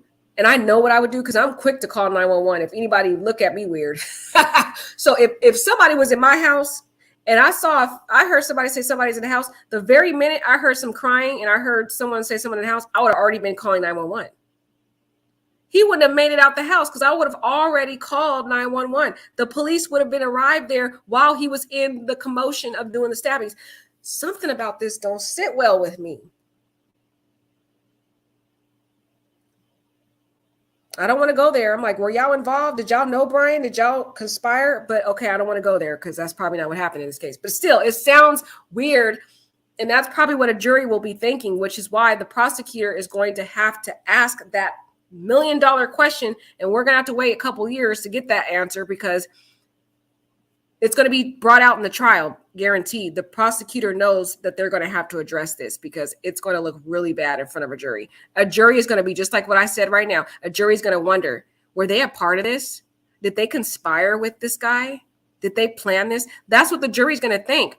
So a prosecutor is going to have to address this huge $1 million question that everybody has in the chat, which y'all was asking me from the day one. And I'm telling you, we're going to find out at the trial because they have no choice but to ask that question. Otherwise, it's going to have a problem amongst the jury. They're going to have an issue with that. They're not going to because her carelessness to not call 911 is what led to all this circumstantial evidence we have. The officers would have caught him already. Why wait 8 hours? That's what I'm saying. I have to try to put myself in her position. And I would think it's a sorority house. They're used to a lot of traffic, people coming in and out of the house. They might have thought it was just some person that came over, pulling a little prank and whatever, and just thought nothing of it. Like, oh, it's just a prank. Or maybe she talked herself out of what she saw. She was like, because after he left, there was no more sounds. It was completely silent. And based upon what we're hearing is there's no blood curdling screams. It doesn't sound like, a lot of commotion. So it sounds like she might have saw all this stuff and then she talked herself out of it because she was in a state of shock and was like, wait a minute, I didn't see that. And then she sat there and was like, okay, I don't hear any more screams. maybe I was just a figment of my imagination. Let me just go to sleep. I probably had a dream or some weird nightmare. I'm probably hallucinating or something. Because mind you, she was asleep at first and was awakened by the others when they got back. So she might have thought she just, may have been hallucinating or whatever. She's like, oh, whatever. I'm probably dreaming. Let me just go to sleep. Because some people, they handle shock differently than we do, guys. I got to just think of maybe that she got into a state of shock. That's probably what she's going to say, is that she got into a state of shock and was like, talked herself out of it, was like, maybe I was just seeing things, whatever, and then ended up going to sleep. And then when she woke up the next day, realized, oh my God, that wasn't a dream. That was real. Like, oh my God. So we have to think about that, guys, is that we really don't know what this girl was going through. We're going to have to wait to hear from her explanation at the trial, because I guarantee you the prosecutor will have to answer that $1 million question for the jury. They will, because the jury's going to have an issue with that. Because how you going to hear crying? You saw a figure clad in black clothing and a mask that covered the person's mouth, nose, walking towards her. DM described the figure as 5'10" or taller, male, was very muscular, not very muscular, but athletically built with bushy eyebrows. The male walked past DM as she stood in a frozen shock phase. The male walked towards the backsliding glass. DM locked herself in her room after seeing the male. DM did not state she recognized the male. This leads investigators to believe that the murderer left the scene. So here she locks herself in her room. So clearly she was terrified. But that's why I'm starting to think that maybe, even though she saw him, again, she might have talked herself out of it. It was dark. She obviously didn't see all that blood on him. And again, they're used to a lot of traffic. Just a few minutes before this happened, there was DoorDash. So she might have thought, oh, maybe somebody came in. She probably just talked herself out of it, what she saw. But she was like, whatever. I don't know what they got going on out there. They doing too much. Let me just lock my door and go to bed. Because I can think of, I can experience, I can remember those times when I used to live in a sorority house. I did used to live in a sorority house because I used to be in a sorority. I still am in a sorority. But when I was in my college days, man, they used to always have all these loud parties and guys and everybody been there partying all day long. And so I would do the same thing. I would just go in, lock my door and go to sleep and just not really be bothered. And I was so used to traffic all the time in the house. So I would just keep to myself and be like, whatever, y'all doing too much. I'm just going to close my door, lock and go to bed. So I'm just thinking maybe she talked herself out of what she saw. It was like, I didn't see that and hear that. And then there was pitch quietness after that. There's no more sounds. It's quiet. And she was like, okay, maybe I was just seeing things, whatever. I'm going to bed. Until she wakes up and realizes, oh my freaking gosh, that was not a dream. That was real. Oh my God. Like, that's what I'm thinking. Because I'm like, that's the only explanation I can really think of. And just considering the environment of that house, being a sorority party house, it's not your typical, regular quiet house, whatever, not used to people coming in and out of your house like that. So we kind of can't jump to conclusions yet. We're gonna have to give this girl some grace. I know it sounds weird. 8 hours is a huge gap. It obviously caused huge issues in this case, because if they had called the police from the beginning, we wouldn't be here. And you got to also understand that this house, they're used to police officers coming in and out because of those parties and stuff. So they probably didn't really want to get the police involved. They're thinking this is like a sorority fraternity thing. Maybe some frat guy came over there pulling a prank, whatever. That's what I'm thinking. I really think that's probably, I think we should give them some grace and wait till we can hear what they have to say, what she has to say for herself at the trial. Nobody go for this girl. Please don't go attacking this girl. She is experiencing horror right now. This girl is probably having nightmares, PTSD. She is forever traumatized. She will never be the same. This girl's mentally destroyed, okay? Because she had to come out and see what happened to her friends. So I would say give this girl some grace. I know it sounds weird. Give her some grace, y'all. I'm honestly thinking that's what her mindset was about the whole fraternity lifestyle household thing, and just talked herself out of it. That's what I think. But who knows? The combination of DM's statements to law enforcement, reviews of the forensic downloads of records from BF and DM's phone. Okay, so they looked at their phone too, y'all.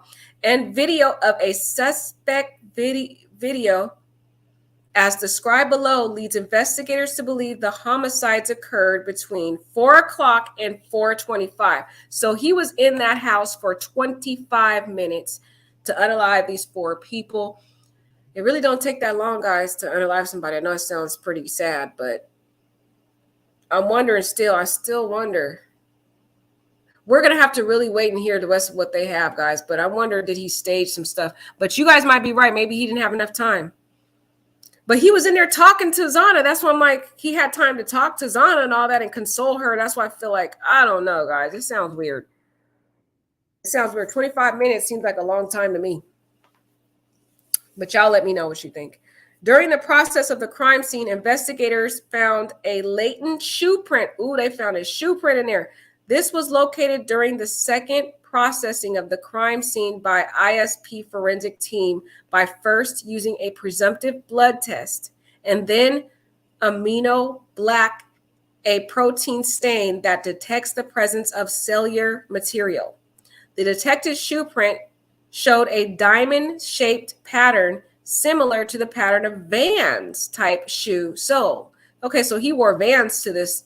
I wonder if he kept that shoe, or did he trash the shoes too? Did he trash all his clothes? What y'all think? He's a smart guy, so it looks like he probably trashed everything, y'all. He was trying to be precise, but he messed up and left stuff there. So left the sheath there. So he clearly he pulled a, like y'all said, he probably was a rookie move, but it just seemed like that sheath was so neatly left next to Maddie. It always leaves me to wonder. Just outside the door of DM's bedroom, located on second floor. So the print was outside the door of DM's bedroom. He left a shoe print by her bedroom. See, that's why I feel like he knew they were there and left them alive on purpose. You have to ask, why didn't he unalive these girls? I don't think he just panicked, man. I think he left them alive on purpose. On purpose. He went to that house 12 times. He knew who was in that house. He knew everybody that lived there. He studied that whole house, just like BTK studied his victims. I'm telling you, this guy literally copied other criminals out there, serial killers out there that had these perverted thought processes of how they get off on unaliving women. That's where, in my opinion, that's where Bryan's mindset is. He's a sick, perverted dude that couldn't get laid. Really, he couldn't get laid, y'all. Sorry. That's the truth, in my opinion. In my opinion, he probably was taking all his anger and aggression out on these women for all the different women that have rejected him in his life. That's what I think. As part of the investigation, an extensive search, commonly referred to in law enforcement as video canvas, was conducted in the area of the King Road residence. The video canvas was to obtain any footage from the earlier morning hours of November 13, 2022, in the area of King Road residence and surrounding neighborhoods, in an effort to locate the suspect or suspects' vehicles traveling to or leaving from the King Road residence. This video canvas resulted in the collection of numerous surveillance videos in the area from both residential and business addresses. And I have reviewed numerous videos that were collected and have had conversations with other MPD officers, ISP detectives, and FBI agents that are similarly reviewing footage that was obtained. A review of camera footage indicated that a white sedan, hereafter suspect vehicle 1, was observed traveling westbound in the 700 block of Indian Hills Drive in Moscow at approximately 3:26 a.m. and westbound. 3:26. See, he told y'all he was over there casing the area. Now, we know this is consistent with Bryan's behavior because remember, we've been studying this guy's behavior based upon some of the witnesses involved who know him. And his neighbor says, remember, he never sleeps. So this will be consistent with Bryan in that he's always up all hours of the night, according to his neighbors. So he would definitely be somebody who would be up this time of night, case scenarios, which he probably had this already planned. And he knew he had to act this night. You know why he had to act this night? Because Kaylee doesn't live there anymore, and she was there for the week that day. And he knew that because all he had to do was just go on Kaylee's Instagram, and he's following her and all the other victims in this case. So he just clicks on Instagram and knows exactly what's going on. He had to act on this day. He had to. Otherwise, it would have been, you would have had no opportunity to get to Kylie also. So on this video, it appeared suspect vehicle 1 was not displaying a front license plate, which is consistent with other Pennsylvania vehicles. They don't have to have the front license plate. A review of footage from multiple videos obtained from the King Road neighborhood showed multiple sightings of suspect vehicle 1 starting at 3:29 and ending at 4:20. Wow, so he went around there about 30 minutes before. Wow. So he was over there at 326 westbound at Idaho State Highway in Moscow at approximately 3:28. And then they reviewed footage, multiple videos, which showed starting at 29, he was seen at 3:29 and ending at 4:20. Wow, they saw his car all over there on King Road near the crime scene, y'all. He was there at 3:29, so he was waiting for the right moment. Wow, they said they showed multiple sightings of. So he was there multiple times. It was like he was driving around waiting for the opportunity to pounce. And ending at 4:20 a.m.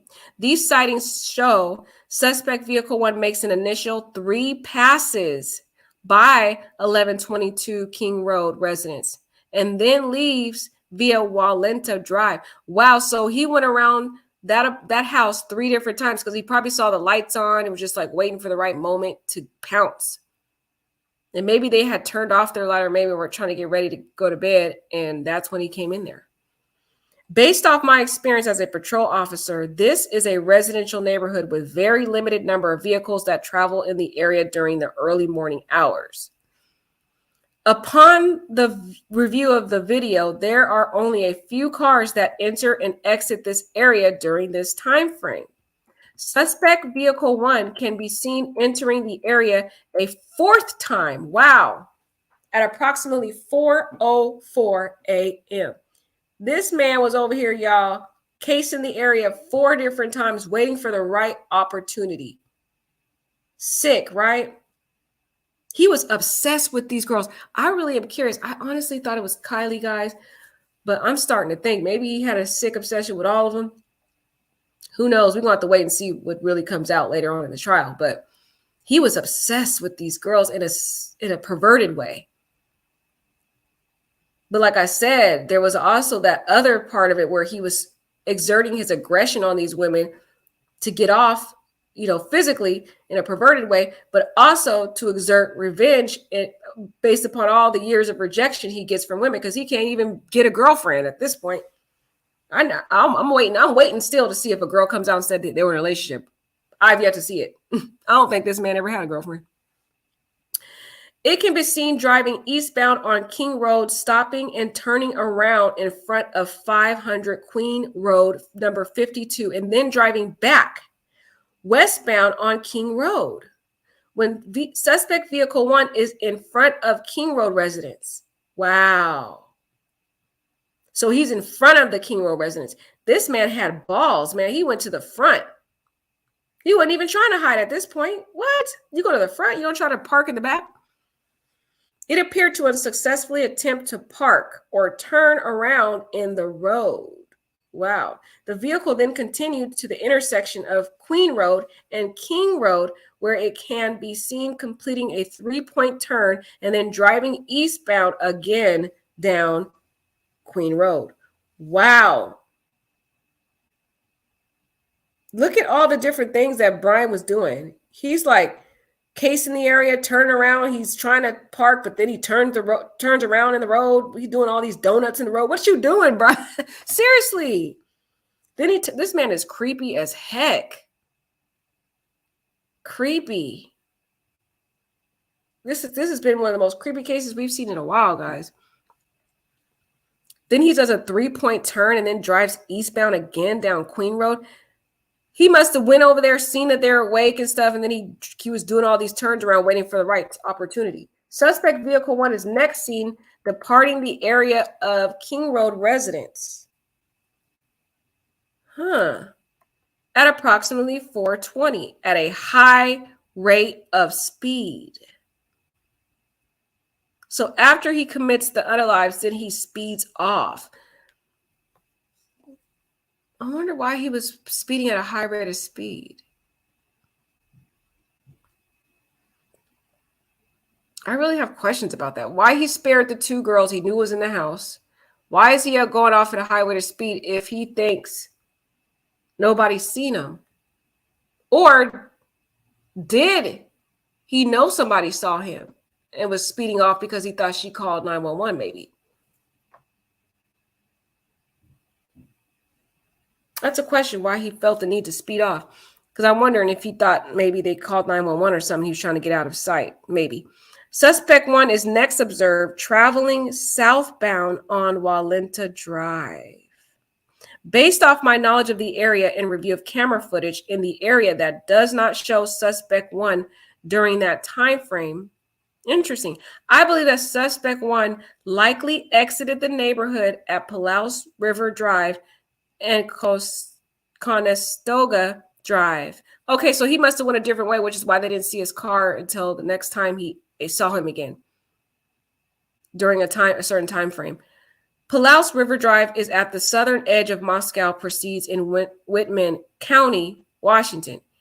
This guy, I mean, he thought about the case, but he thought about this crime, but he clearly didn't think about it well enough. Eventually, the road leads to Pullman, Washington. Right, guys, where he lives. He lives in Pullman, Washington, and goes to school there. So, sounding consistent to me. Pullman, Washington is approximately 10 miles, only 10 miles from Moscow, Idaho. Both Pullman and Moscow are small college towns, and people commonly travel back and forth between them, which we know Bryan tends to do.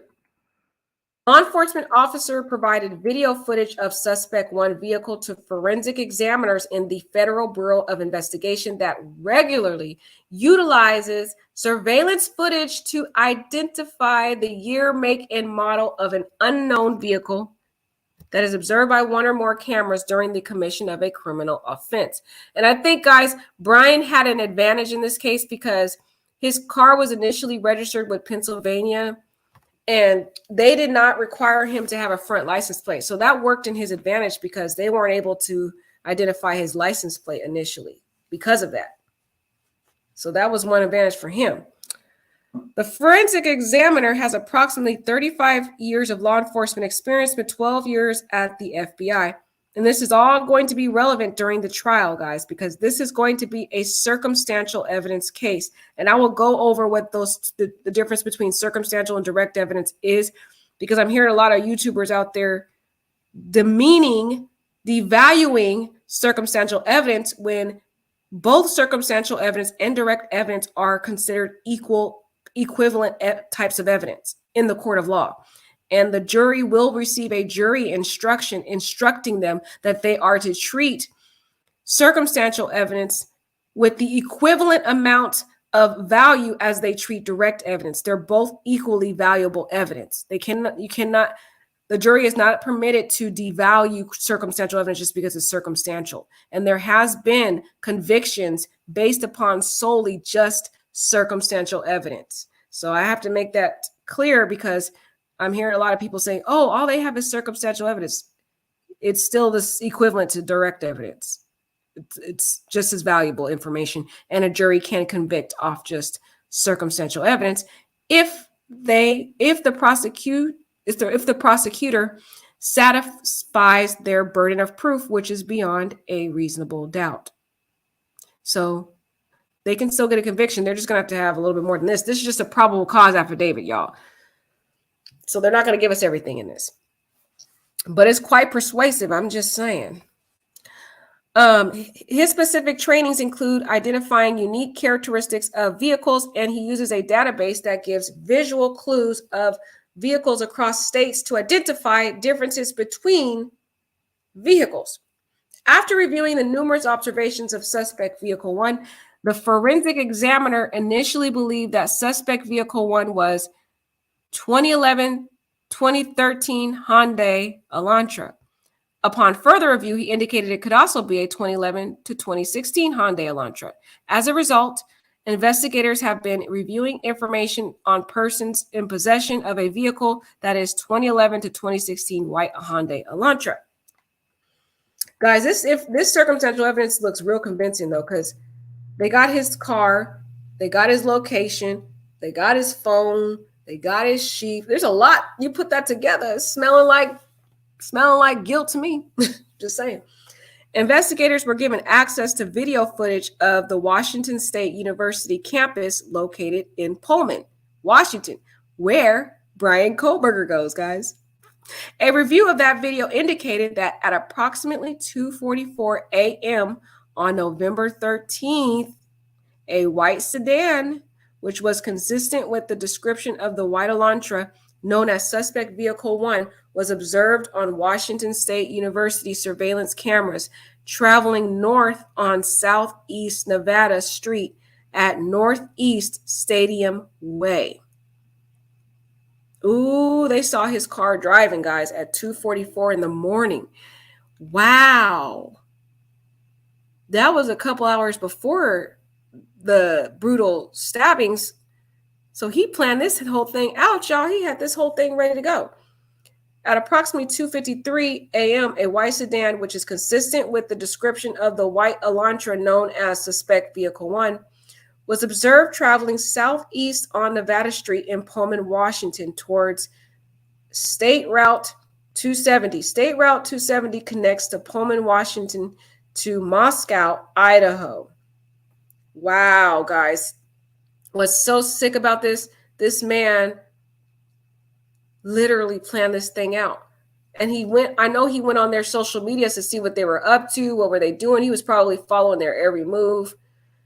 That's why you got to be careful, guys. Don't post your every move and what you're doing and where you're located on your social media. This should be a stark warning to you to be careful, because people be like some weird people like this. You never know. Just weird sickos out there. This camera footage from Pullman, Washington was provided to the same FBI forensic examiner. The forensic examiner identified the vehicle observed in Pullman, Washington as being 2014 to 2016 Hyundai Elantra. And we saw that car on those multiple stops. And it seems like Mr. Bryan gets stops a lot by the patrol officers. He was getting stopped a lot during this whole investigation before he was even being investigated, which got him caught up, y'all. That's what got him caught up. This guy is not too smart, man. He couldn't stay below the radar for anything because of his poor driving skills. Very poor driving skills, which worked in law enforcement's favor. At approximately 5:25 a.m., a white sedan, which was consistent with the description of suspect vehicle 1, was observed on 5 cameras in Pullman, Washington. Wow. See, back in the day when Ted Bundy's and BTKs and all them, they used to get away with all these different killings. Well, that can't happen in this day and age. There's cameras everywhere. DNA technology is more advanced. I mean, they got it all, guys. They can track all your technology. They track everywhere you are. How now in this day and age can there ever be a successful serial killer?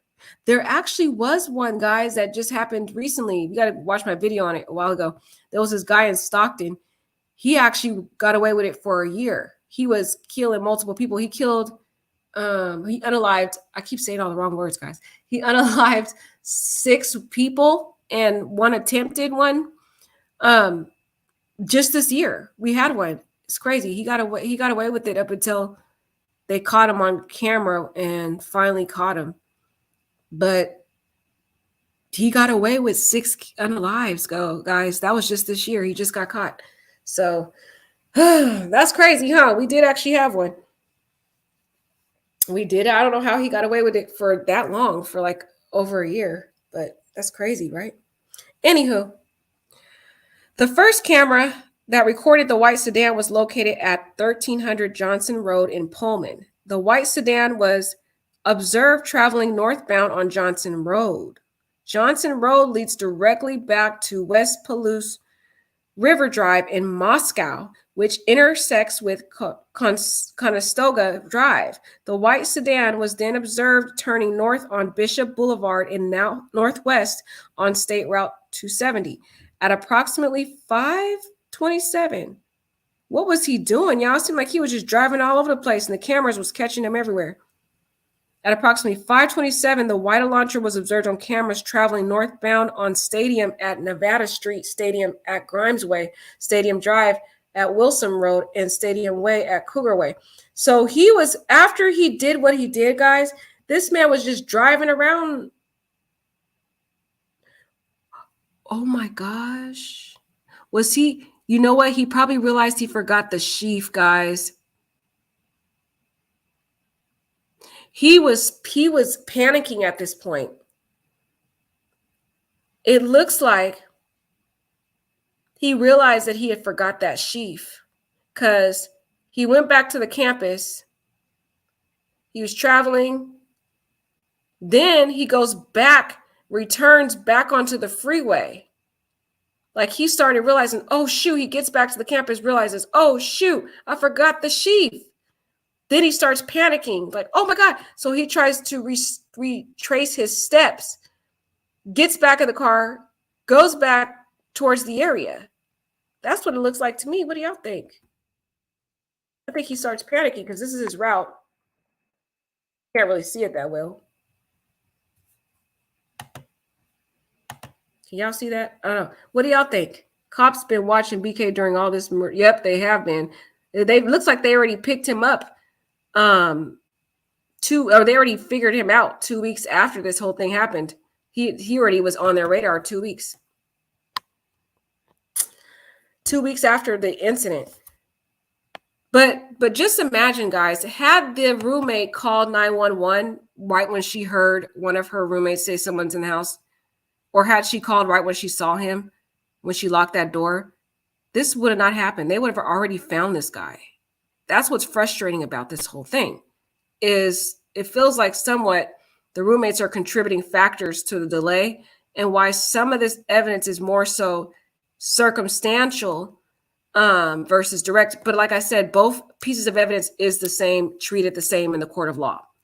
So that's a big thing that I feel the general population tends to mistake. They always devalue circumstantial evidence when it's just as equal evidence as direct. And I've seen so many cases get convictions with just circumstantial evidence. But one good thing about this case is they do have somewhat of direct evidence in that she saw him. She didn't get to see his bottom portion, but she saw a very unique identifying characteristic of him, which is his bushy eyebrows. That's very distinct characteristic of him. And them eyes, guys, are very piercing too. So I'm just saying. So this is the depiction showing the Elantra's path of travel. And it's not really good. You can't really see it that well, guys, on the lighting. But I'm pretty sure you guys already have seen this stuff already. So we're just kind of going through and combing through and analyzing it.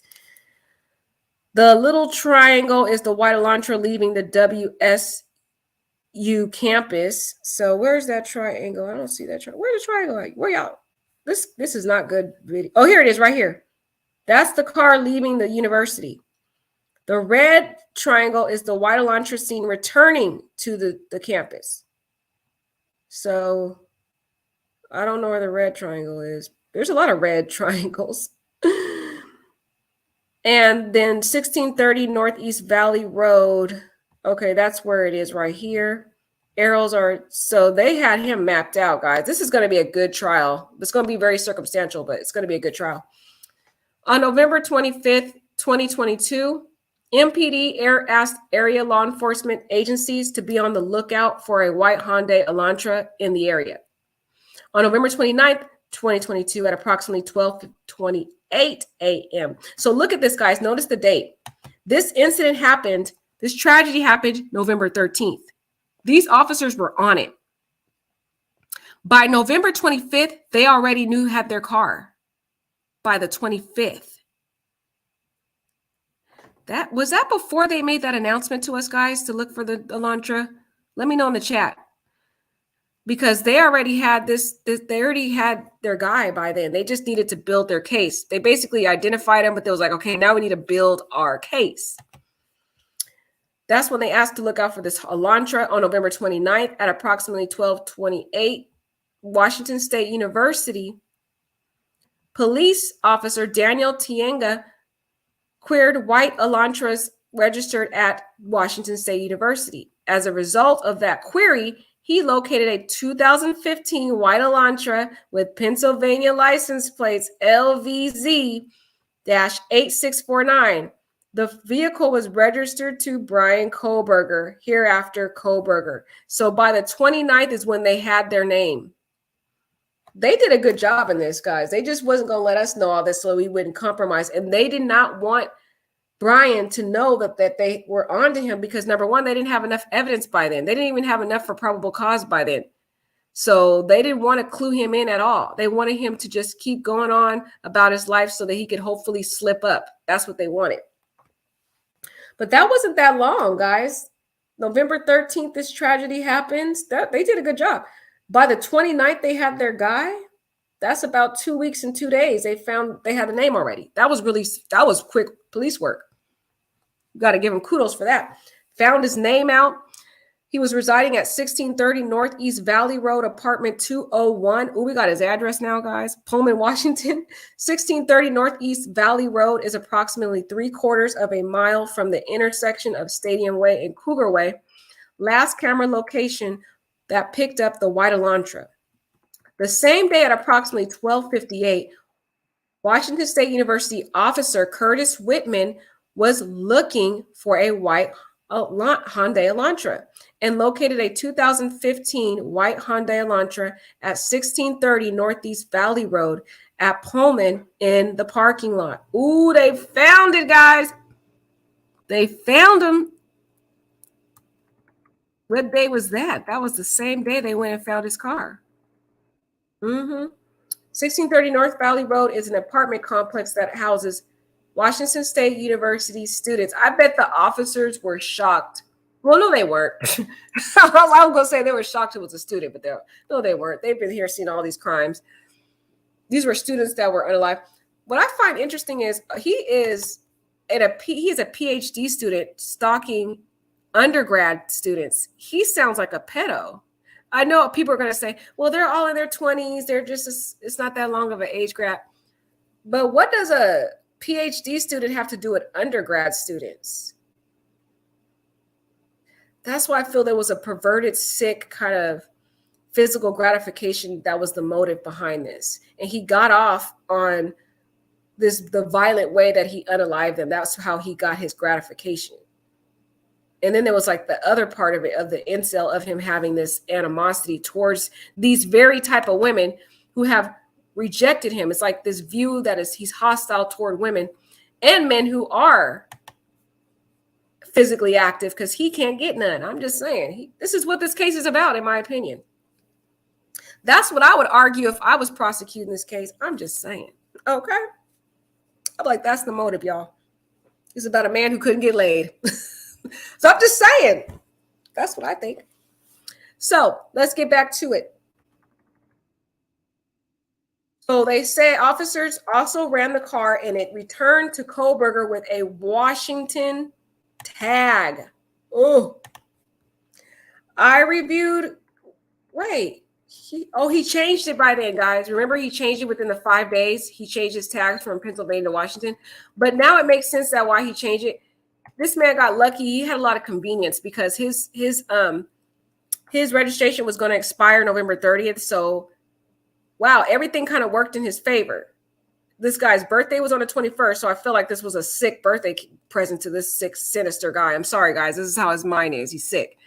Then his car was going to expire anyway. So he's like, well, since it's going to expire anyway, I might as well just change it to Washington so I can be incognito and kind of blend in more and not stand out with my Pennsylvania license plates.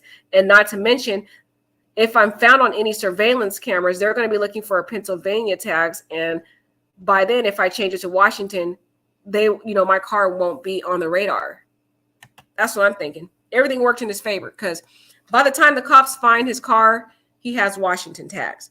I reviewed Kohberger's Washington State driver's license information and photograph. This license indicates that Kohberger is a white male with a height of 6 feet tall and weighs 185 pounds. That's still a big dude to me. Even though he's thin and muscular, that men can have strength way more than a woman, I could tell you that. And I think he was definitely taller than Ethan. Correct me if I'm wrong. He was bigger built than Ethan. Additionally, the photograph of Kohberger, and why didn't Ethan fight back? That's what I'm wondering. Was Ethan already asleep and was just Zana up, guys? What do you guys think? Additionally, I think Bryan might have been nice to them and told them, hey, just do what I say, probably showed the weapon and said, if you do what I say, nobody gets hurt or whatever. And she's crying. He's like, don't worry, I'll help you. I'll take care of you like BTK does. So these victims can, let their guard down and think everything's going to be okay. And then he just ends up unaliving them. Because I'm like, I don't know. How were they so compliant with him? It seems like I'd be running. I'd be trying to run. I would be fighting the heck. I'd be trying to get out of there. I don't know. Something about this. Either the cops are leaving stuff out because, of course, they can do that because this is just a probable cause affidavit. So we're going to only get the bare bones. We're not going to get all the details that they have. Or this is one of the most weird cases I've seen where you're not screaming after getting stabbed that much. I need to know the details of what the coroner seen, because I'm pretty sure the coroner didn't give us all the details.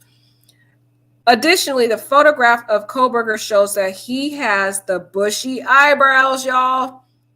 Kohberger's physical description is consistent with the description of the male DM saw inside the Kings Road residence on November 13th. Wow. All the pieces are adding up, y'all, including the background information of this guy that we've been studying the last few days. Further investigation, including a review of Latah County Sheriff's Deputy CPL Duke's body cam and report, showed that on August 21st, 2022, Bryan Kohberger was detained as part of a traffic stop that occurred in Moscow, Idaho by CPL Duke. Wow. August 21st.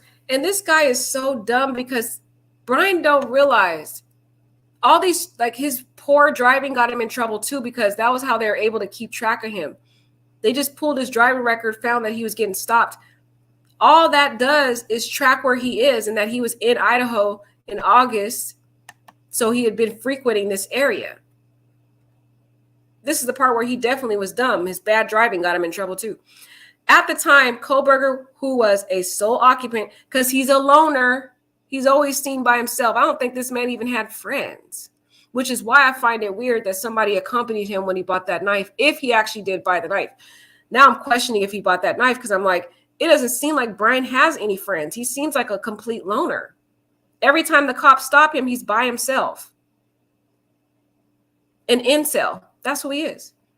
Bryan is an incel, guys, in my opinion. So he's a sole occupant, a little loner, was driving a white 2015 Hyundai Elantra with Pennsylvania license plate LVZ 8649, which was set to expire on November 30th, 2022, which makes sense why he conveniently was able to change it to Washington. So everything kind of was working out for him in terms of the timeline. So it looks like he wasn't suspiciously just changing it. He could just argue that, oh, I just changed it because I'm going to Washington, State University. I might as well change it to Washington, and I'm going to be going to school here. Nothing suspicious about that. So that's a good argument for him. During the stop, which was recorded via a law enforcement body camera, Kohberger provided a phone number as and they redacted his number. They just have 8458. Hereafter, the 8458 phone number as his cellular phone number. Investigators conducted an electronic database query and learned that the 8458 phone number is issued by AT&T. Okay, so they about to do some cellular pings of this dude. On October 14th, 2022, Bryan Kohberger was detained again. That's what I'm saying. Guys, his bad driving got him in trouble because they're going to use all this to show that this guy has been frequenting Idaho a lot. Okay, where the victims reside. I'm just saying. Even if it's not at the residence itself, they could still use that to build up the circumstantial evidence because they're going to need every bit and piece of evidence to build the full picture for the jury. So even though these stops may not relate, oh, they didn't find him at their house at the time, he's frequenting a lot of Idaho all the time. He's in this area a lot. But here they said they registered, he did another traffic stop. He was detained this time he's in Washington though. He was detained by the Washington State University. Upon review of the body camera, reported the stop. Kohberger was, again, the sole occupant. Every time he stopped, he's by himself. He's a little loner, guys. This guy had an animosity, but a sick side. He probably watched a lot of PORN too. And he probably watched all the violent type ones, like kind of like similar to Ted Bundy. He gets off on violence against women. That's how he gets his gratification. He probably watched a lot of that stuff. Guys, when we go to trial, I'm curious and want to know what's on this guy's. I want to know what's on this guy's electronics.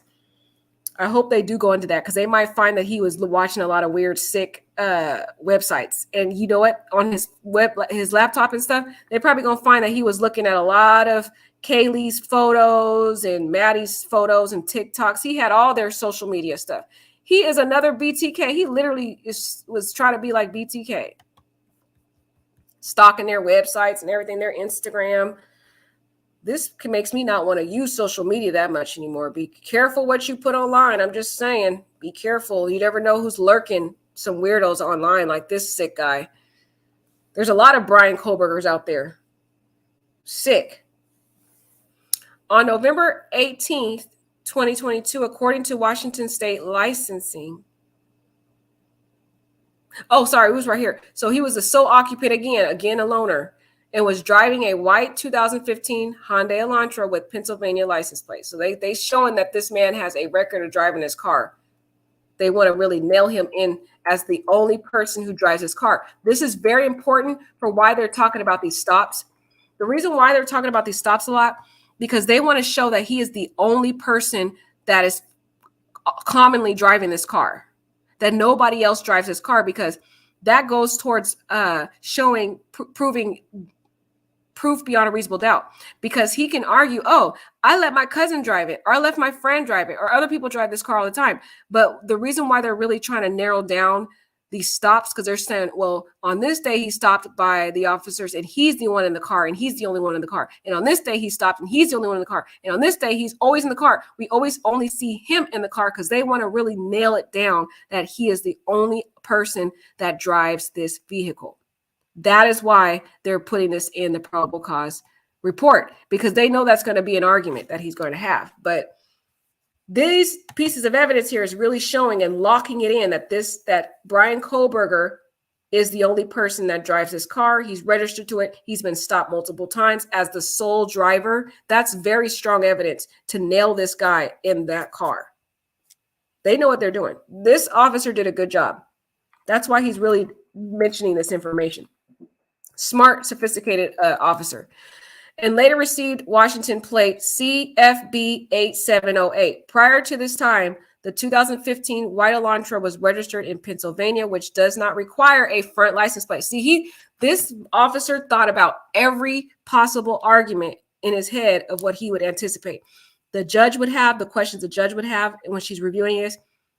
And even he's really dotting his I's and crossing his T's because he knows this guy is not your average Joe. He knows Bryan's not your average Joe. So they're going to really, the authorities in this case, authorities are usually thorough. But in this case, they're going to really make sure they dot their I's and cross their T's because they know they're not dealing with your average schmo Joe.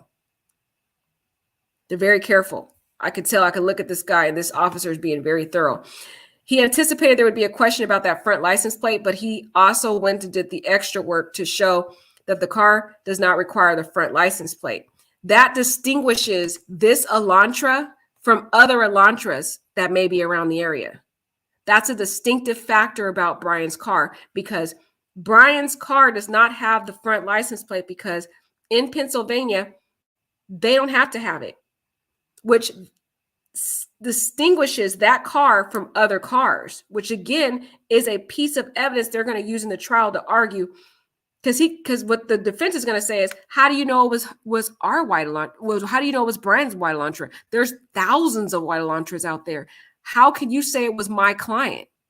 You didn't even see the license plate. So how do you know it was his car? It could have been any car. So the reason why the officer is saying, no, I know it's your client's car, because in Pennsylvania, they strategically, the law is they don't have to have a front license plate. And that car did not have that front license plate. So arguably, this was the car, because this car had registered in Pennsylvania with the typical not having the license plate in the front, because that's how that car is distinguished, and that it's registered in Pennsylvania. That is, I think, what the officer is getting at, because he already knows the judge is going to have questions about this when she's reviewing it. She's going to be like, well, how do you know it was this particular Elantra? There's thousands of Elantras out there. Well, he did the extra legwork to answer that question by saying Pennsylvania doesn't require the front license plate. So this officer did a good job on this. Very thorough. Does not require a front license plate to be displayed. This was learned through communications with a Pennsylvania officer who is currently certified. He had to go and get an experienced certified officer to verify this. Again, because this will be used in the court of law when they're testifying in the trial. This is all going to be bits and pieces, because they're going to have to really, really narrow down that this is the white Elantra that they've seen at that scene. And that is a distinctive factor about the front license plate missing. Now, I know the defense is still going to argue up and down that there could have been thousands of other Elantras out there, but when you put all the pieces together, this is going to be a strong circumstantial evidence case, because there's way too many pieces that are fit in the puzzle. He says, based on my experience and the communications with Washington law enforcement, I know that Idaho and Washington require front and back license plates to be displayed. Again, see, that's why he's saying that, guys. Pertinent piece of evidence. He's saying, I'm locking it in that Bryan's car was the car seen at the crime scene. It wasn't another white Elantra, because it wasn't a car that was from Washington or Idaho, because those particular states require front and back license plates, whereas in Pennsylvania they don't. So I'm saying that this is the Elantra that we are certain that this is the Elantra that was seen at the crime scene. That's what I think he's doing there. Investigators believe that Kohberger is still driving the 2015 white Elantra. Ooh, see,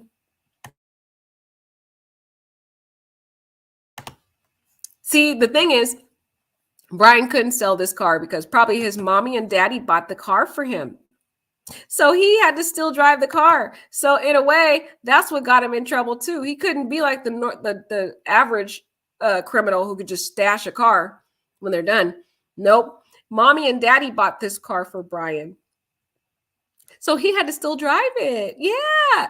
That's what got him in trouble, guys. Investigators believe he's still driving that 2015 Elantra because his vehicle was captured on December 13th. It's leading up to the day, guys, by a license plate reader in Loma, Colorado. Ooh, they started tracking him down. What is he doing in Loma, Colorado on the 13th? I have questions, y'all. When did he start heading back to Pennsylvania? I thought it was on the 18th. Information provided by a query to a database.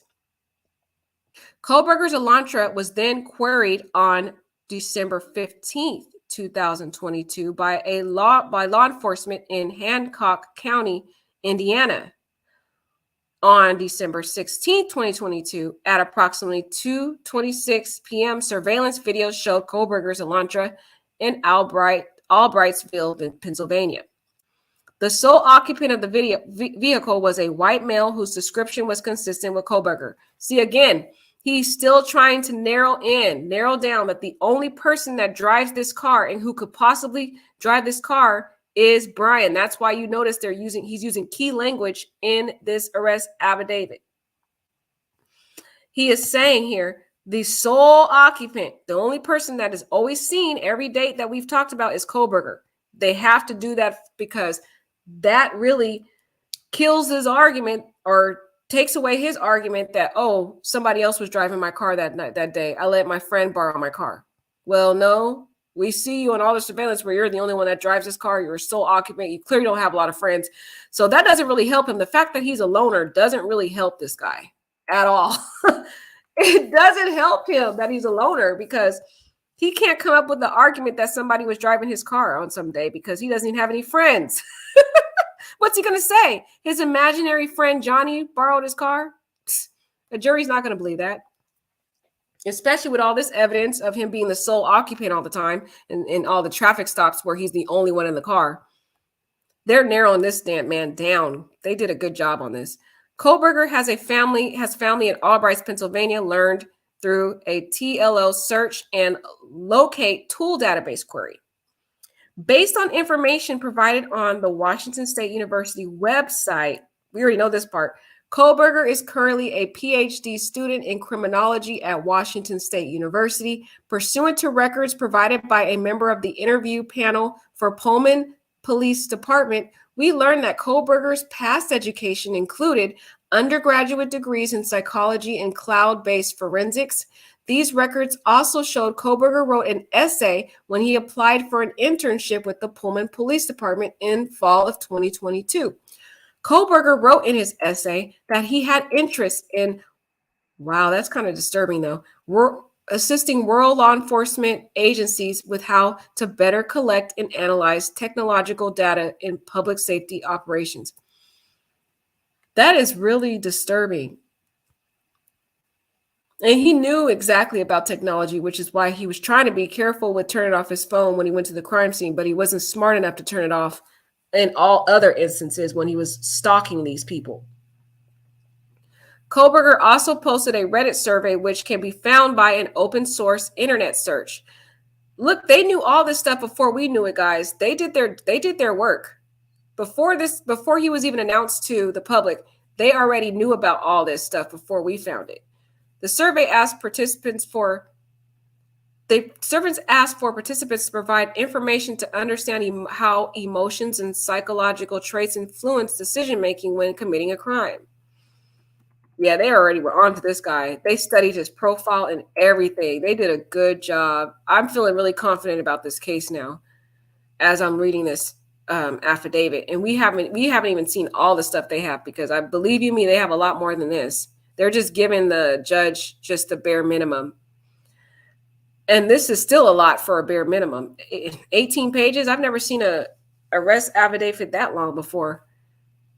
As a part of this investigation, law enforcement obtained search warrants to determine cellular devices which utilize cellular towers in close proximity to the King Road residence on November 13th, 2022, between 3 o'clock a.m. and 5 o'clock a.m. Ooh. Because you have to understand, when they request these search warrants, you're protected in the law. They can't just ask for a search warrant for all the periods in time. They have to narrow it down to the relevant basis of time period. So here, when they first submitted their first search warrant for the cellular information, all they asked for was just for November 13th between 3 to 5 a.m. because that was all the limited amount of probable cause they had at that time, which is based on the information they had, they suspected that he might have been in that areas or on that isolated day. So they can only submit to the judge at that time a search warrant request just to look at his cellular information from November 13th from 3 to 5. That's all they could look at that time because they didn't have enough to go beyond the scope of that period. After determining that Kohberger was associated to both the 2015 white Elantra and 8458 phone, investigators reviewed these search warrant returns. A query of the 8458 phone in these returns did not show the 8458 phone utilizing cellular towers resources in close proximity to the King Road residence between 3 a.m. and 5 a.m. So look at that. It didn't show. That's because he probably turned his phone off and his or he put it on airplane mode, which also shows that this guy, Bryan, this sicko, clearly thought this out. That shows the fact that he made the point to turn his phone off during that time period shows his intent. That's going to go towards mental intent and planning, which goes towards the first degree charge. That's going to go toward that element because he planned it out. He intentionally turned his phone off during that time. He thought about it. He strategized. That goes towards the mens rea element, the mental intent element part of it for the first degree. And that's what the prosecutor is going to look at and establish here. The fact that he turned his phone off and thought about this. He thought he was smart, but he wasn't smart enough. This guy's a fool because he kept his phone on for the other times, though.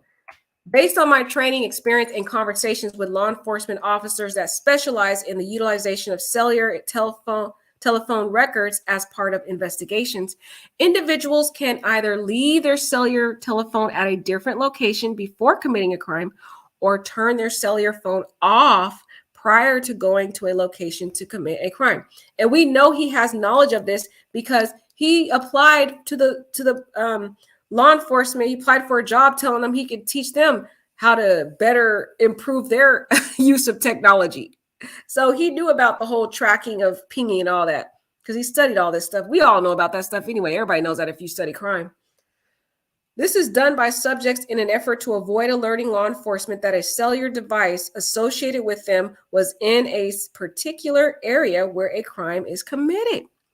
I also know that on numerous occasions, suspects will survey an area where they intend to commit a crime before the date of the crime. See, he knew this. This officer knew that he'd also go around and scope out the area first. And during those times, this could be done a few days before or several months prior to the commission of a crime. During these types of surveillance, it is possible that an individual would not leave their cellular telephone at a separate location or turn it off since they do not plan to commit the offense on that particular day. So exactly, when they go on the different days to case out the location, they know that they're not going to commit the crime that day. See, that shows how, even though Bryan thinks he's smart, he thinks he's smarter than everybody, he can outsmart people, he's really dumb, just like all the other criminals, because they never think about the fact that officers are going to look at their cell phone tower, their pings, before they commit the crime, several weeks before, several months. And also, the officer is mentioning these facts because he knew he had to go back to the court ex parte. This is all behind closed doors. Nobody knows, but he's having all these meetings. He goes back and sets up hearings with the judge or even calls the judge. He doesn't have to set up a hearing. He can call the judge even late at night. Judges can get calls at 12, 1 o'clock, 2 o'clock in the morning from an officer saying, hey, or from a prosecutor saying, hey, I need a warrant for this. And then the judge has to wake up, read all the probable cause statement to see if it's enough. So here with this information here, he is trying to tell the judge that based upon my experience, I need to broaden my scope of the search warrant for a longer time period than what I initially came to you for. Initially, I asked you just to look at November 13th between 3 and 5 a.m. I didn't find anything there, but based upon my training and experience, normally when a suspect like this knows they're going to a crime scene, they're going to turn their phone off. But when they usually case an area before they go. And when they go, they're dumb enough to not turn their phone off, Judge. So I'm asking to expand my search warrant now so that I can get a longer time period to look within this guy's cell phone records. So he had to go back to the judge. That's why he's saying this. He's saying, Judge, I need another warrant. You can see on December 23rd, 2022, he said, I applied for and was granted a search warrant for historical phone records. See, he had to go back to the judge and ask to expand his search for the time period of between November 12th, 2022 at 12 a.m.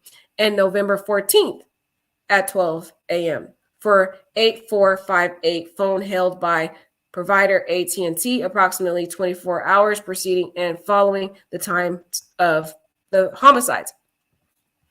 And he also has to put this information in there too, because guys, you better believe it. The defense attorney is going to be filing motions to suppress this information. They're going to try to argue that the search warrant wasn't valid, and they're going to try to get that struck down. And they're going to say, because the search warrant wasn't valid, then the whatever fruit from that tree, that poisonous tree, needs to be struck from the evidence. They're going to try to get all this stuff kept out. So it's going to be a lot of hearings over the next few years before this goes to trial, guys, where the defense attorney is going to be strategically trying to get these pieces of evidence kept out, which is why I think this officer did a good job of really laying out his evidence in this probable cause affidavit. He did a good job.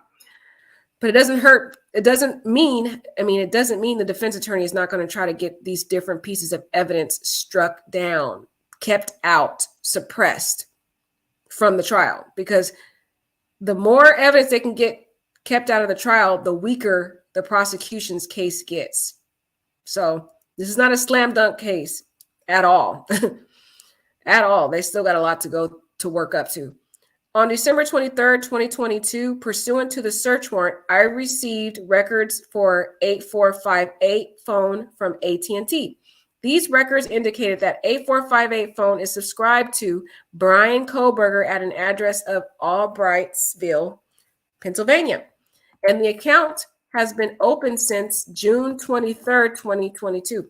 See, I thought this part was weird too. This man is 28 years old. Well, he was 27 at the time. How does he just now open up a brand new phone on June 23rd, 2022? That's weird. The only explanation I could think of is maybe it was a family plan, maybe. And the parents added him to their plan or something. I just thought that was weird though. He just got the account? That's weird. These records also included historical cell site location information, CSLI, for 8458. That's what I'm saying, guys. What was his phone number before that? Did he intentionally get a new phone? Because I wonder, was all they can really track is from June. What was this man doing before June on his other phone? He could have been stalking these victims way before June. I'm just saying. Something weird about that phone just now, you just getting a phone June 2022. It's like this man had been thinking about this for a while, guys. Because Kylie had gone to that school for many years. She'd gone to Idaho. What if he already had an obsession? But he just started going to Washington, though. So there had been... So that can't be true. But he must have, I don't know where he met this girl, met these girls. Must have been at that Greek restaurant. That's all I'm guessing. These records also included historical cell site location information for 8458. After receiving this information, I consulted with an FBI special agent that is certified as a member of the Cellular Analysis Survey Team, CAST.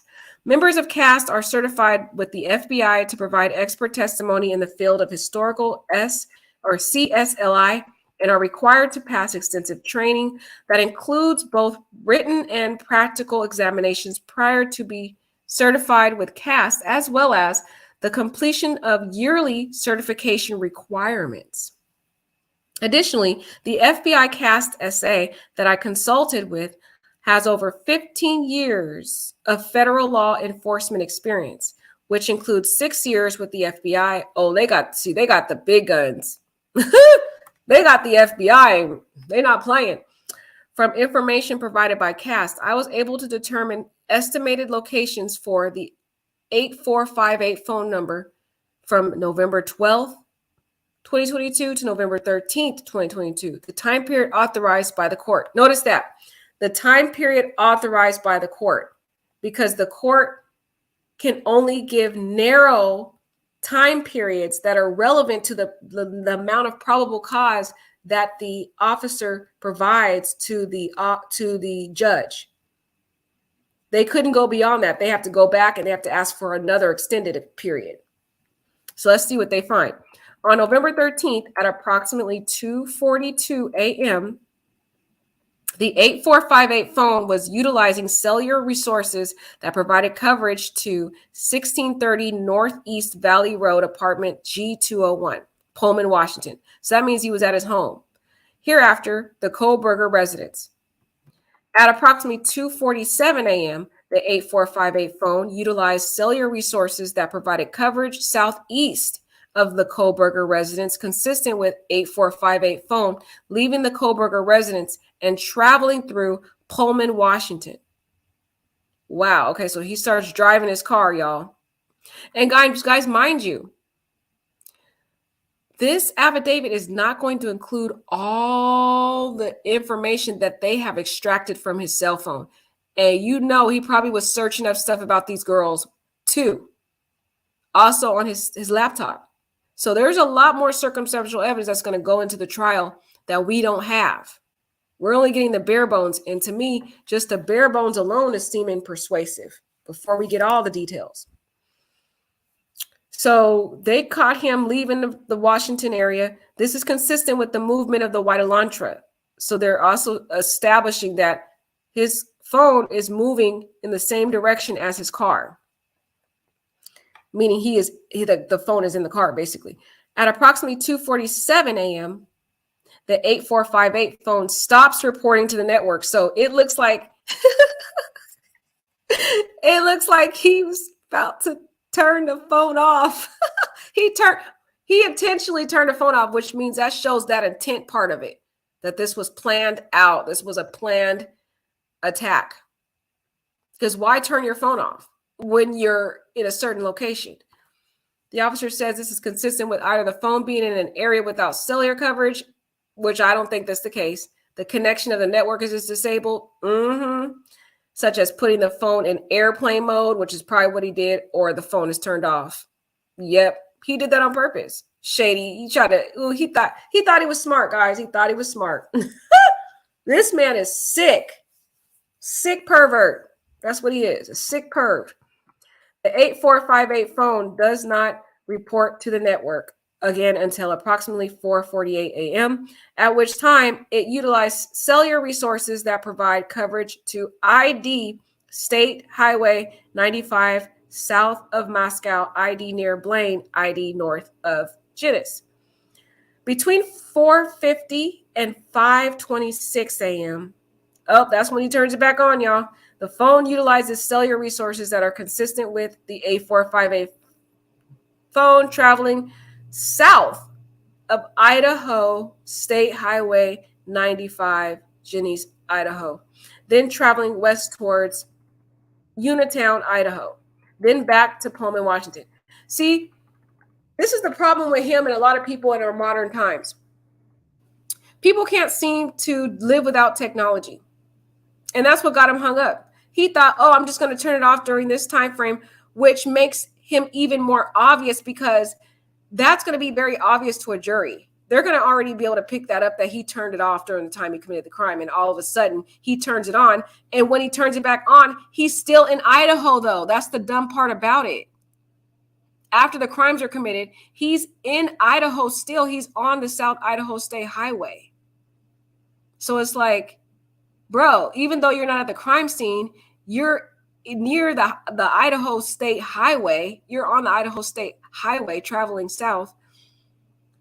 kind of a little bit of time after the crime, you're dumb. Like a jury's going to see that. He's so dumb. That's the problem with these modern people. Everybody can't live without their technology, which is why they end up getting caught, which is good. A good thing. A good thing. A good thing. At approximately 5:30 a.m., the 8458 phone is utilizing resources that provide coverage to Pullman, Washington, consistent with the phone traveling back to Kohberger's residence. So this is here where I think he starts to realize, he goes to his house and stuff, but I think he starts to realize, oh, shoot, I done messed up. I forgot my freaking sheath. Where is it? The 8458 phone's movements are consistent with the movements of the white Elantra that is observed traveling southbound on Stadium Drive at approximately 5:27 a.m. Based on a review of the 8458 phone's estimated locations and travel, the 8458 phone's travel is consistent with that of the white Elantra. Okay, so he's driving in that area, about to park. Further review indicated that 8458 phone utilized cellular resources on November 13th that are consistent with the 8458 phone leaving the area of Kohberger's residence at approximately 9 o'clock a.m. So he went home, guys, and he started freaking out. So he's like taking a shower and all that stuff, getting all the, trying to clear the evidence. I'm wondering, when the phone was off, was that time when he stashed the knife too? Because where's that knife? Where is the knife, guys? Because he turns the phone off. Then when he turns it back on, he's on the Idaho highway. Do you think during the time he had his phone off? Because he would have been on the freeway, right, guys? Or did he stash it somewhere in Idaho? Because he turns his phone on pretty much quickly once he gets on the highway, so it doesn't seem like he had much time to stash the knife. That's a question I have. Did he take that knife home and then stash it another day? Or was he dumb enough to keep a souvenir? I have so many questions, y'all. So many questions. I'm trying to figure out when he had time to stash that knife, since he turned that phone on real quick and went back to the residence. So did he stash it during the time he had the phone off? And then after he was done stashing it, he turns the phone back on on the highway? That's probably what he did. But y'all let me know what you think. Because at 9 a.m., he travels back to Moscow, Idaho. And that's weird because he goes back to the residence, which makes me think there's one or two things. He went back, either one, because he is an egotistical guy who wants to sit and watch the whole thing play out somewhere. But that would be completely dumb if he did that, because the authorities there, they would question him, dummy. Or he went back to the residence to see maybe he had time to go figure out where the heck the sheath was, and he got freaked out when he got there and he realized, oh, shoot. He probably sat there, because they said that he traveled to Moscow, Idaho. Specifically, the 8458 phone utilized cellular resources that would provide coverage to King Road residents between 9:12 a.m. and 9:21 a.m., right? So he was only there for a few minutes. So there's one or two theories here.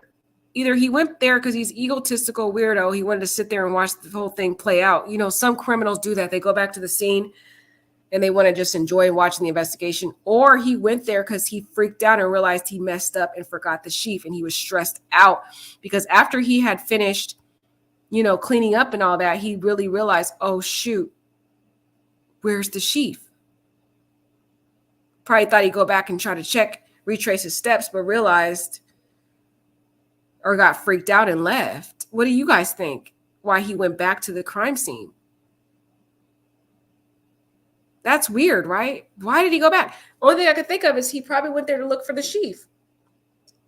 He wasn't there that long, so he must have freaked out. Because it said the 8458 phone next utilized cellular resources that are consistent with the 8458 phone traveling back to the area of the Kohberger residence. arriving at the area at 9:32. So he wasn't there at the crime scene that long. What do you guys think? I'm here what y'all gotta say. What do you guys think he was doing? Oh yeah, you guys can watch it later. What do you guys think? Martin, think about it. If murder suspect Bryan Kohberger buried the murder weapon knife somewhere in one of the national parks, massive forestry, Cedric. Okay, you guys think he buried it? Is there a body of water somewhere near there? I wonder. Did he throw it in some water? Guys, why do you think he went back to the crime scene? It was only there a very short time period. Do you guys have anything in the chat? That's kind of weird. Right, he is dumb. Right, exactly, Amazing Tribe. I want to know what y'all think about why he went back to that crime scene. Do you guys think he felt guilty? I mean, sorry, he felt scared and was like, oh, shoot, I pulled a rookie move. I forgot the sheath. I need to go back and check and find it. Because why would he go back there? Isn't that weird? Did he go back because he, like normal criminals, they want to go back and try to watch the crime scene, watch everything unfold, see if the officers are there? That's some pretty big guts to go back there after you unalive these people, knowing you could possibly be caught. Don't you think that's a little weird why he went back? I think he went back to try to find the sheath. What you guys think? Which shows he might have not seen her when he walked by. I don't think he saw her. I don't think he saw her. You're right, KR3. I don't think he saw her when he was leaving out the door, the sliding door. If he saw her see him, he would have probably did something. I think she saw him, but he didn't see her. But I think he intentionally still left them alive, though, for some reason, which I think is kind of weird. Was he trying to be a BTK copycat? Because BTK's first killings was only 4 people. I mean, it's only 4 people. Is that crazy? We watch these crime scenes so much. BTK's first killing was 4 people, and then Bryan's first killing was 4 people. So I'm wondering, and the way the tragedy unfolds, it seems so similar, except for just the method. They do different methods. But y'all, why did he go back to the crime scene? That's a big question. Either he went back to try to find and look for that sheath, or he's really sick and egotistical and wanted to watch the whole thing unfold. He wanted to enjoy seeing the officers show up. Y'all let me know. Below is a depiction, not a scale, of the possible route taken based off a cellular site location. So here is his route, y'all. This is a possible route based off the cellular device location. So they're saying this was the route that he took. And he was only there for a few minutes, like maybe 11 minutes, and then he goes back home. Weird. Investigators found that 8458 phone did not connect to a cellular phone tower that provides service to Moscow on November 14th. Okay, so he didn't go back on November 14th, but investigators do not believe the 8458 phone was in Moscow on that date. Oh, sorry. So they said, that's weird. This part makes weird. They said they found an A458. His phone did connect to cell phone tower that provides service to Moscow on November 14th. That part is weird because, guys, how did his phone connect to a tower in Moscow when the investigators don't believe he was there on that date? That is really weird. How did his phone connect to it then? That needs to be explained. The 8458 phone has not been connected to any towers that provide service to Moscow since that date. Wow, guys, he never went back to Moscow after that. So what it sounds like to me is that his sole purpose for coming to Moscow was to stalk these girls. Because after he finished the job, and I think he went back there to try to look for that sheath because he never went back again. So it's not like he had this sick fantasy to look and see what the officers were doing to investigate. It looks like he went back because he contemplated going back in that house to try to find that sheath, but then he got scared for some reason and was like, it's not even worth it. I just might as well just leave and hope and pray somehow they don't find it, which he's dumb. They're definitely going to find it. But I think now that's why he did it, because he never went back again, guys. So I don't think it was that sick obsession for him to sit and watch the area. And then he never went back again. But this part, guys, this part right here doesn't make sense to me. How does his phone ping in Moscow on November 14th, but he's not there? That doesn't make sense to me. That part, I need maybe some of you in the chat to explain that. Maybe give me your theories on that, because that does not make sense how his phone's going to ping in Moscow, but he's not. Did he leave his phone in Moscow and then go somewhere else? That doesn't make sense. Based on my training experience and the facts of the investigation thus far, I believe that Kohberger, the user of A458 phone, was likely the driver of the white Elantra that is observed departing Pullman, Washington. Yeah, and the officer did a good job of setting that, establishing that through showing all the various times that Bryan is the only one seen in that car. He's always the sole occupant in that car, and it's registered to him. So they already set that up really well. And that this vehicle is likely the suspect vehicle 1. Additionally, the route of travel of the A458 phone during the early morning hours of November 13th and the lack of A458 phone reporting at AT&T between 2:47 and 4:48 a.m. is consistent with Kohberger attempting to conceal his location during the quadruple homicide that occurred at the King Road residence. It sounds consistent to me. If you guys were on the jury, what would you think? His phone is pinging only it doesn't ping that one time when there's a homicide. Yeah, Bryan made that very obvious. He's not really that smart.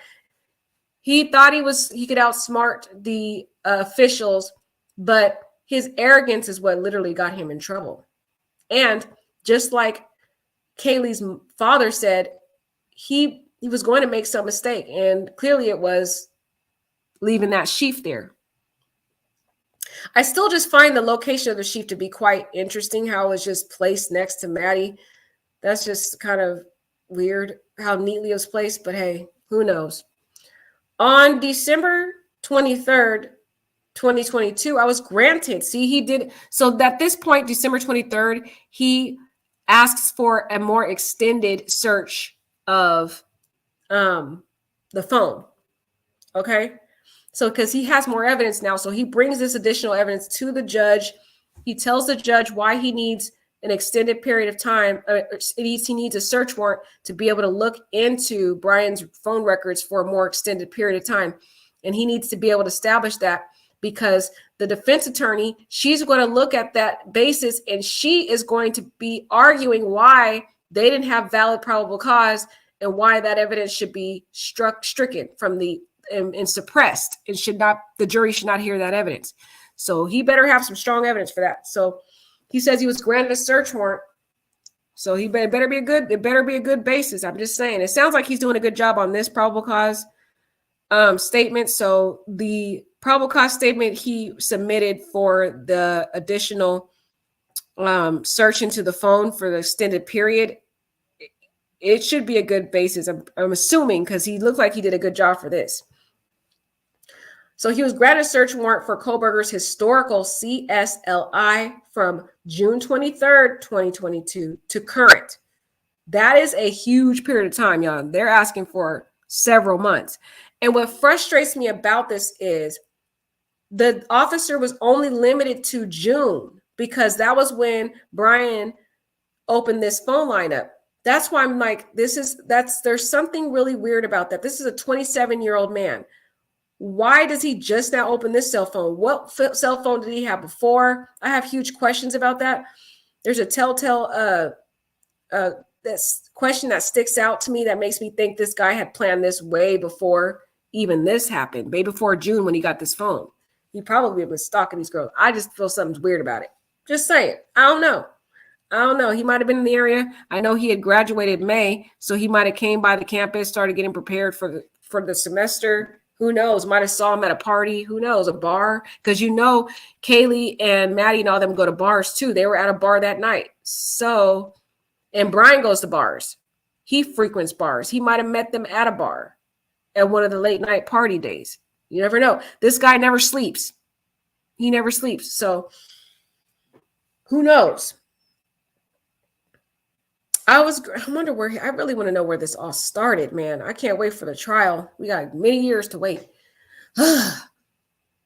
So they was granted a search perspective, and they looked at his phone location. and a pin register trap and trace on the 8458 phone to aid in efforts to determine if Kohberger stalked any of the victims in this case prior to the offense. Conducted surveillance on the King Road residence, was in contact with any of the victims' associates before or after the alleged offense. Any locations that may contain evidence of the unalives that occurred on November 13, 2022. The location of the white Elantra registered to Kohberger, as well as the location of Kohberger. On December 23rd, pursuant to the search warrant, I received historical records for 8458 from AT&T from the time the account was opened to June 2022. After consulting with CAST SA, I was able to determine estimated locations for 8458 phone from June 22nd to present, the time period authorized by the court. The records of the 8458 phone showed the 8458 phone utilizing cellular resources that provide coverage to the area of 1122 King Road on at least 12 occasions, y'all. He was at their house 12 times before November 13th. All these occasions, except for one, occurred in the late evening and early morning hours, respective days. Now, he's going to argue that, oh, I was at the fraternity parties, that's why, and, I was having fun, just at the parties. But there's going to be a lot of witnesses in this case, a lot, plus the roommates. And the roommate seems to say she never even recognized him. And so she's clearly at these parties too. She would have known who it was if he had gone to these parties. So that's going to be a weak argument. They've already interviewed 300 witnesses in this case. And if these different people gone and frequented that house, which they more likely did, and nobody recognizes him at these parties, that's going to be a weak argument. Number two, the only way he can really come up with that argument is if he testifies, because the defense attorney will make that argument. She'll try to cross-examine the different witnesses for the prosecution.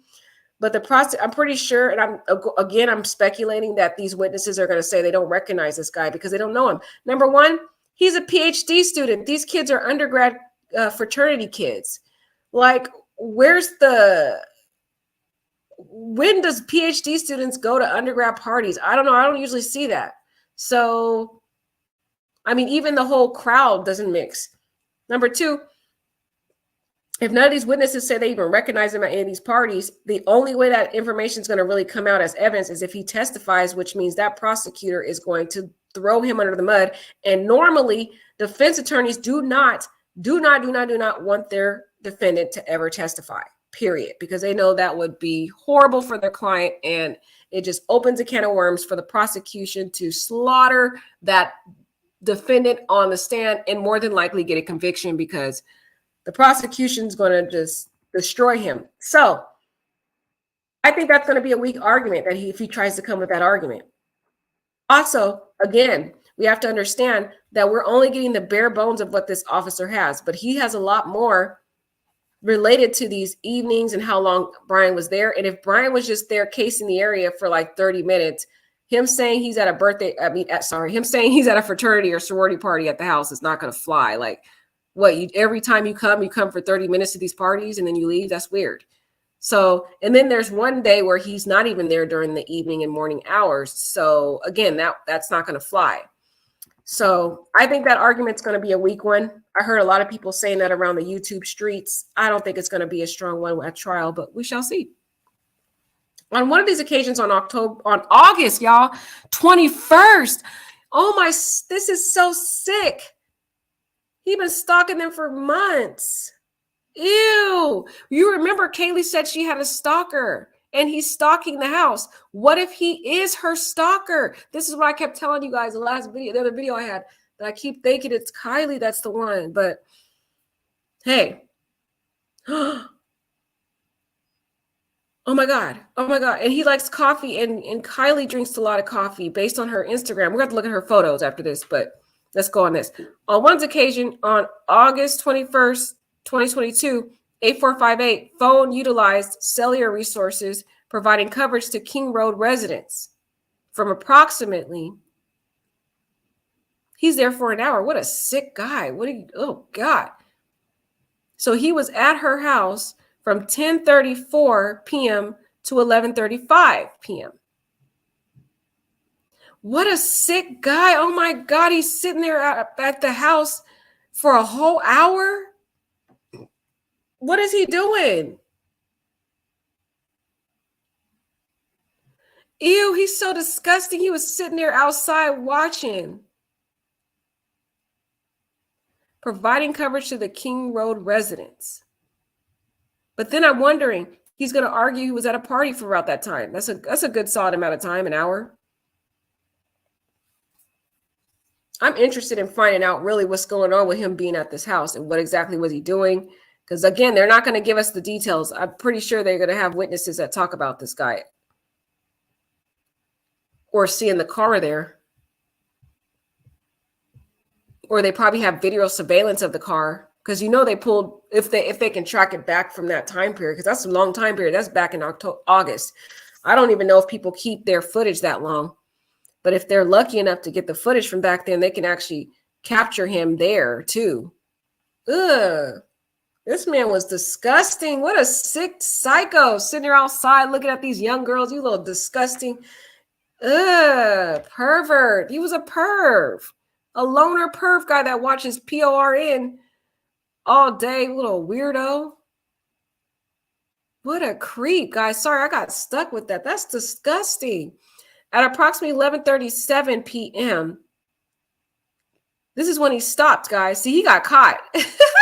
Oh, my God. See, they have a paper trail on this dude because he can't drive. He is one of the dumbest people. Like, he pulled all these rookie moves, getting stopped 3 times already in the last few months by these cops. Kohberger was stopped by Latah County Sheriff's Department, CPL Duke, as mentioned above. So he stopped on the same day he's over there stalking these girls. He literally left a paper trail for everybody. He's so dumb. Did he not realize they weren't going to put all this stuff together? His bad driving, I told you, was going to get him in trouble too, because all this is going to be heard. These different patrol officers are going to be coming in testifying too about him, giving solid evidence of why this creep is at their house that late, and then he gets stopped 2 minutes after he stalks them. Wow. Guys, he literally got himself in trouble. He left a paper trail about all these traffic stops. I haven't seen so many traffic stops. My gosh, his driving is terrible.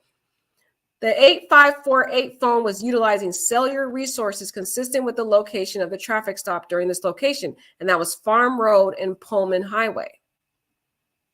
So again, this man is just leaving paper trails after paper trails. He's not really good at what he's doing. He doesn't realize all this caught up with him.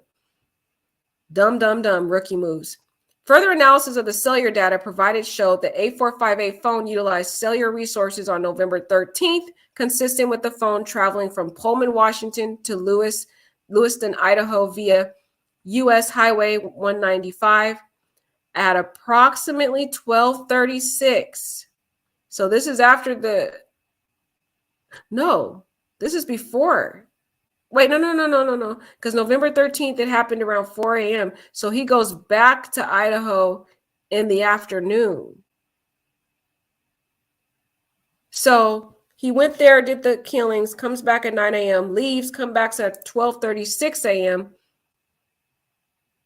And he goes and gets coffee at Kate's Cup of Joe coffee stand located at 810 Port Drive, Clarkson, Washington. Okay, he's in Washington still. So on the day he commits these unalives, he gets up at 12. After he goes back home at 9:30, then he wakes up at 12. This guy doesn't sleep a lot. It seems like he has insomnia because he gets up at 12. He goes to 12:36. He goes to Kate's Cup of Joe coffee in Clarkson, Washington. Surveillance footage from the U.S. Chef's store. You know why they're looking at this footage? They're trying to see if he had any cuts on him. That's where they're looking at these surveillance. They probably pulled the surveillance at the Kate's Cup of Joe. They probably went to that coffee shop, asked the clerk, whoever waited on him, if they noticed anything about him, any abrasions or scratches or anything on him. Yeah, they got all this stuff. This Kate's person, whoever took his order is going to probably be in the trial as a witness. And they're going to talk about whatever observations they've seen on this guy. Surveillance footage from the U.S. Chef store located. He probably wore gloves, though. Surveillance footage from the U.S. Chef store. So they got his surveillance footage there, guys. They were looking at this man's body, everything. He probably had long sleeves on, gloves on by then, trying to cover up everything. This guy was trying to be precise, but he still messed up. He goes to this chef store located at 820 Port Drive, Clarkston, Washington, adjacent to Kate's Cup of Joe. So right after he gets his coffee, he goes to the chef store, showed a white Elantra consistent with suspect vehicle 1, drive past Kate's Cup of Joe at a consistent time with cellular data from 8458. And like I said, all these people places he went, whoever serviced him, they might be a witness now. And then they're going to also have to get whoever keeps records of these cellular data to testify too, because they're going to probably use that evidence to see if they can. And the thing is, this guy was probably really wearing a lot of long sleeves, gloves, stuff like that. So they couldn't really look at him and see if he had any injuries.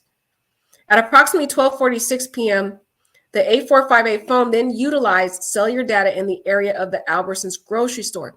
See, that grocery store is really consistent with the Daily Mail's report that said that this cop had been following him around and pulling his cell phone.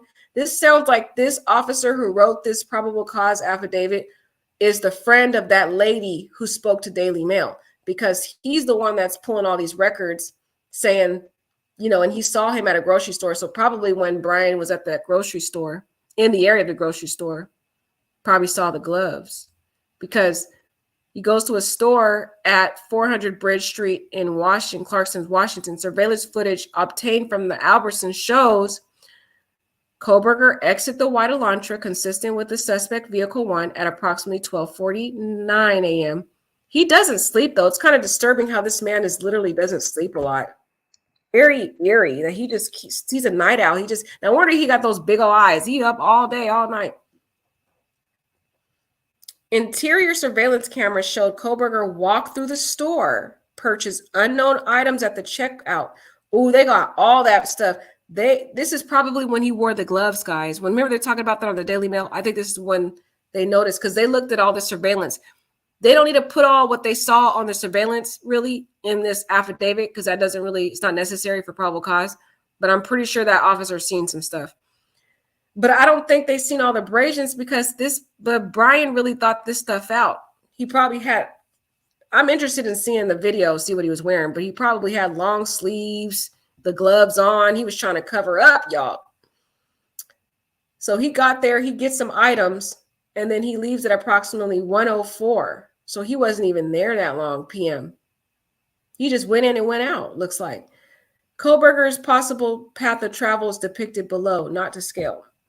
So after he does these killings, he goes back to the crime scene. It looked like he was trying to contemplate whether he was going to go back in to get that sheath, but realized, oh man, it's too late. Drives back. He's too scared to go back in that house. He's like, oh no, I'm gonna, if I go in there, I'm done. I'm toast. So I just leave. Then I don't know what he did in that house, but he wakes up within a couple hours later, or he don't think he ever slept, guys. He leaves to go to the grocery store and all these other places, go to the coffee shop, go to the chef store, go to the Albertsons. What? How do you do all that after you commit some heinous, horrific killings? My gosh. Additional analysis of records for the 8458 phone indicated that between approximately 5:32 and 5:36 p.m., the 8458 phone utilized cellular resources that provided coverage to Johnson ID. The 8458 phone then stops reporting to the network from approximately 5:36 to 8:30 p.m. That is consistent with the 8458 phone being the area that the 8458 phone traveled in hours immediately following the suspected time the homicides occurred. Interesting. They got some strong evidence against him, and this is just the probable cause, guys. Imagine all the witnesses and everything that come in. This is going to be, they got some strong pieces of evidence against him. But again, this doesn't mean anything. We got to really wait and see what this defense attorney does, because I hear she's very good at what she does, and she's gotten acquittals before on very high-profile cases like this in the past. So we will see. But anyways, this is some good evidence so far. Look at this, though. On December 27th, 2022, Pennsylvania agents recovered the trash from the Kohberger family residence located at Albright, Pennsylvania. Remember I told y'all this?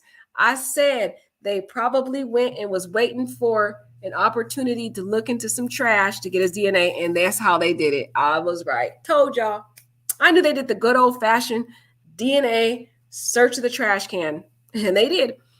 That evidence was sent to Idaho State Lab for testing on December 28th, 2022. The Idaho State Lab reported that a DNA profile obtained from the trash and the DNA profile obtained from the sheath identified a male as not being excluded as the biological father of suspect profile.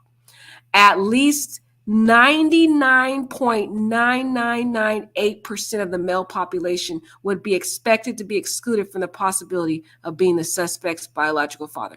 Guys, that is some significantly strong evidence, period. I know it's just a sheath, but that's strong. It's found next to the deceased victims, and knife was used to unalive them. That's very strong, and it's 99.998. And they just got a search warrant for Bryan, so they're going to be able to nail that down once they get his swabs. They're just going to test it again and get the same, high 999.99% that it's his DNA on that sheath, and he's a done deal. This is some strong evidence, and just imagine they have a lot more. So my gosh, stuff that we don't even know about yet, like the electronic searches he did. All the months leading up to this, they're going to get all that stuff, guys. All the searches in his phone. Probably has these sick photos of Kaylee and Maddie and all them in his phone. Who knows what he was doing with that, guys? I can't even imagine the perverted stuff he was doing. I'm done with that. Anyways, based on the above information, I am requesting an arrest warrant be issued for Bryan C. Kohberger. His birthday is 11/21/1994. I heard there's a lot of serial killers that are born in November too. I've heard of that. For burglary at 1122 King Street in Moscow, Idaho, and 4 counts of murder in the first degree for murders of Madison Mogan, Kaylee Consalves, Zana Knodel, and Ethan Chapman. Wow, this officer did a phenomenal job on this, guys. Phenomenal. Wow. Right. Yeah, right, Cray. Probably up on dark web watching, all night. That's the type of guy he is, in my opinion. That's the type of guy he is. He's a loner. He can't seem to get a woman. He built up this animosity towards women because he kept getting rejected after time after time after time. And that's evident just from looking at the different people coming out talking about him. The bartender talking about him, or the bar owner, and the girls said he was creepy. He doesn't seem to have any past relationships. He can't get a girlfriend. So just like what Cray says, it seems like he's similar to those sick, perverted guys like BTK. Well, at least Ted Bundy could get a girlfriend. He just was weird. Oh, and BTK could get a girlfriend. But this guy's beyond that. He reminds me of that one Asian guy. You know the Asian guy who was out unaliving women, unaliving the whole world because he was mad because he couldn't get laid? Yep, that sounds like Bryan. He would probably fantasize over the stuff. He probably had all these sick, perverted pictures of Kaylee, guys, and Maddie and Mogan, all them on his phone and on his laptop, and he would sit and watch their posts. That's why you got to be careful. So let's look at Katie's Instagram. So look at this picture here, guys. Notice what she posts here. This was April 21st, 2018. So this has nothing to do with the current times. But I find it quite interesting, guys, that she was at Washington State University, Pullman in 2018. So she has some connections to that university. She's been there before years ago. And she's visited other places in Washington. So what's to say, guys, as she said, do you even go here? Spring Fest. And see, she didn't even go there. That was years ago that she would go to the Spring Fest. And this just says, is this pic taken at W.S. Pullman? How weird is that? See, so she had some ties to that school. Not that she went to school there, but oh wait, what is this?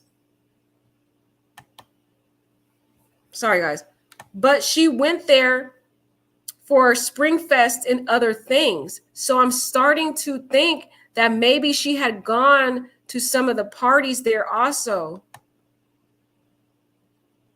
She only has this one picture of her there, but that doesn't mean that Kylie, can you guys see this? Let me see if you guys can see this. Yeah, that doesn't mean, guys, that Kylie hadn't gone to this school before to parties and stuff, because she went there for Spring Fest and she made this little joke. She's like, do you even go there? Let's take a look at some of these photos. But where is that photo I just had? And some of these pictures on here, you can imagine, guys, what kind of sick thoughts this guy had in his head for this poor girl. It's so sad. And not just her, but the other girls involved. But for some reason, I feel there was some weird, sick attraction he had toward this young girl. Young girl. He's a perv, guys. Perv. Yeah, he had an issue with not sleeping at night, too. That was weird. He can't sleep because he drinks too much coffee. Yeah, he also did drugs, too, allegedly. Who knows if he was doing his drugs. Probably stocking up on groceries so he wouldn't have to drive the car around and be spotted. Right. That's true, too. He probably was trying to stock up so he don't have to go anywhere. Because he was never in Idaho again after that. But I thought that was kind of weird, guys, where she had a connection to Washington. Also, looking at some of her pictures, let me see if we could go through some of her pictures. She also went to coffee spots. He clearly likes coffee. Dutch Bros coffee here. You show that. Get up early, stay up late, change the world. So she likes coffee too. So what's to say they might have ran into each other at a coffee spot or whatever. We know the connection to the Mad Greek place, but this guy probably had gone to Idaho and on other occasions. But what I think is weird, guys, this guy really thought about this over months, which is so disgusting. Oh my God, because I'm wondering, the only sad part about this is the disadvantage that he just got that phone in June. How do you just get a phone in June? I'm trying to see the places. Where is this at? Where she frequents, because this guy, see Dutch Bros coffee again. She likes coffee. He likes coffee. Who knows if he didn't stop at but the thing is, when these stalkers, what they do is they look at your profile, see where you go, and that's just where he goes. He knew everything about this girl because unfortunately it was on her social media. Everything. He even knew who Jack was. Luckily, Jack didn't come up that night because he would have been gone too. Sad, but the scary part about this is, and look, see, she was in Washington again, but this time Seattle. It wasn't Pullman, but still, I feel like there's some ties to Washington that she could have went there for a party, and he was probably there. You know, he doesn't sleep, so he literally stays up all night and all the hours of the day. So what's to say that he didn't happen to meet one of these girls, or probably met the two girls, Maddie and Zana, at their job, the Greek restaurant. But all you have to do is look at their Instagram, which he was following, to see what she did and know her movements and know the other girls' movements.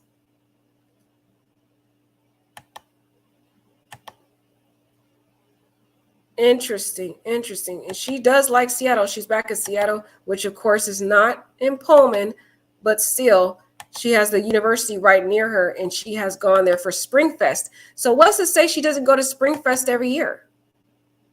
And what if he went to Spring Fest, sees these girls there, and is like latched onto him like a sicko? Because these are probably girls he dreamed of having, guys. He fantasized of having. but he would never, these girls would never give him a time or the day.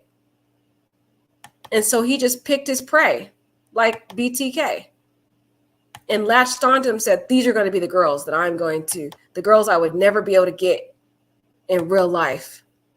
And I'm just going to start stalking them and harassing them. But I thought that was quite interesting, guys, that she went to Washington State University, Pullman, for Spring Fest, which makes me think that maybe, and that was just in 2018. That was several years ago. But, you know, again, what's to say that she didn't go there every year? It obviously seems to be like a big thing over there. So she might have went there with some of her sorority sisters. They all were there. Mogan and Maddie and all them was there. Maddie and Zana and everybody went to the Spring Fest. And who knows? Who knows? But I still feel he intentionally left these two girls alive for a reason. And notice again, on the 13th, what does she post? Moscow, Idaho. He's following them. He can clearly see where she is. He knew he had to act fast. He was on a time crunch. He knew she was in Idaho, November 12th, 2022. People like saying, oh, well, she didn't live there. She told everybody where she was going to be. All he had to do was click on her profile. He knew where she was. That's, you got to be careful what you post online, y'all. Not blaming her. It's not her fault, but I'm just saying. This is probably how he figured her out, where she was. Not just her, though, but you got Maddie here. Let's check out Maddie. Let's see what she posted. Because, again, he was watching these profiles with his sick, psychotic self. Look, he was stalked. He probably, it's so sad, guys. You see these pictures, University of Idaho? My gosh, he probably was sitting there fantasizing about these girls, looking at her pictures. Oh, my gosh. See, they're cute girls, right? So he's probably on the page just fantasizing. And Lord knows what he was doing, y'all. I'm just saying. The guy is sick, okay? That's probably what he was doing. He was following them online. They're going to be able to establish that all in the trial, y'all. Now, right, like Cray said, where Cray said, exactly. He can't sleep because he's drinking all the coffee. Cray says probably stalking up, right? He's just crazy, girl, crazy. But one thing you guys have to understand, even though this is going to be a circumstantial evidence case, the both of them, there is no legal distinction between the two under the rules of evidence. Even though there's two types of evidence presented during a trial, direct and circumstantial, under the rules of evidence, there is no legal distinction between the two. So, either way, there's no greater weight given to direct evidence or circumstantial evidence. Thus, a guilty verdict can rest entirely on circumstantial evidence alone. So, even though this case is seeming like it's going to be just circumstantial evidence, understand that they can still prove this case beyond a reasonable doubt with just the circumstantial pieces of evidence. And a lot of people tend to devalue circumstantial evidence because it's not direct.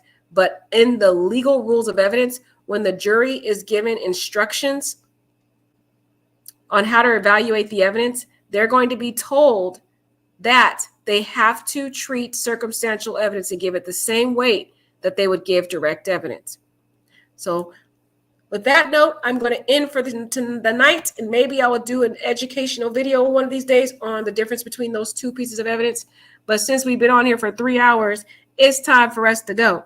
I love y'all and have a beautiful night. Take care and remember to litigate your case with dignity and grace. Take care, guys.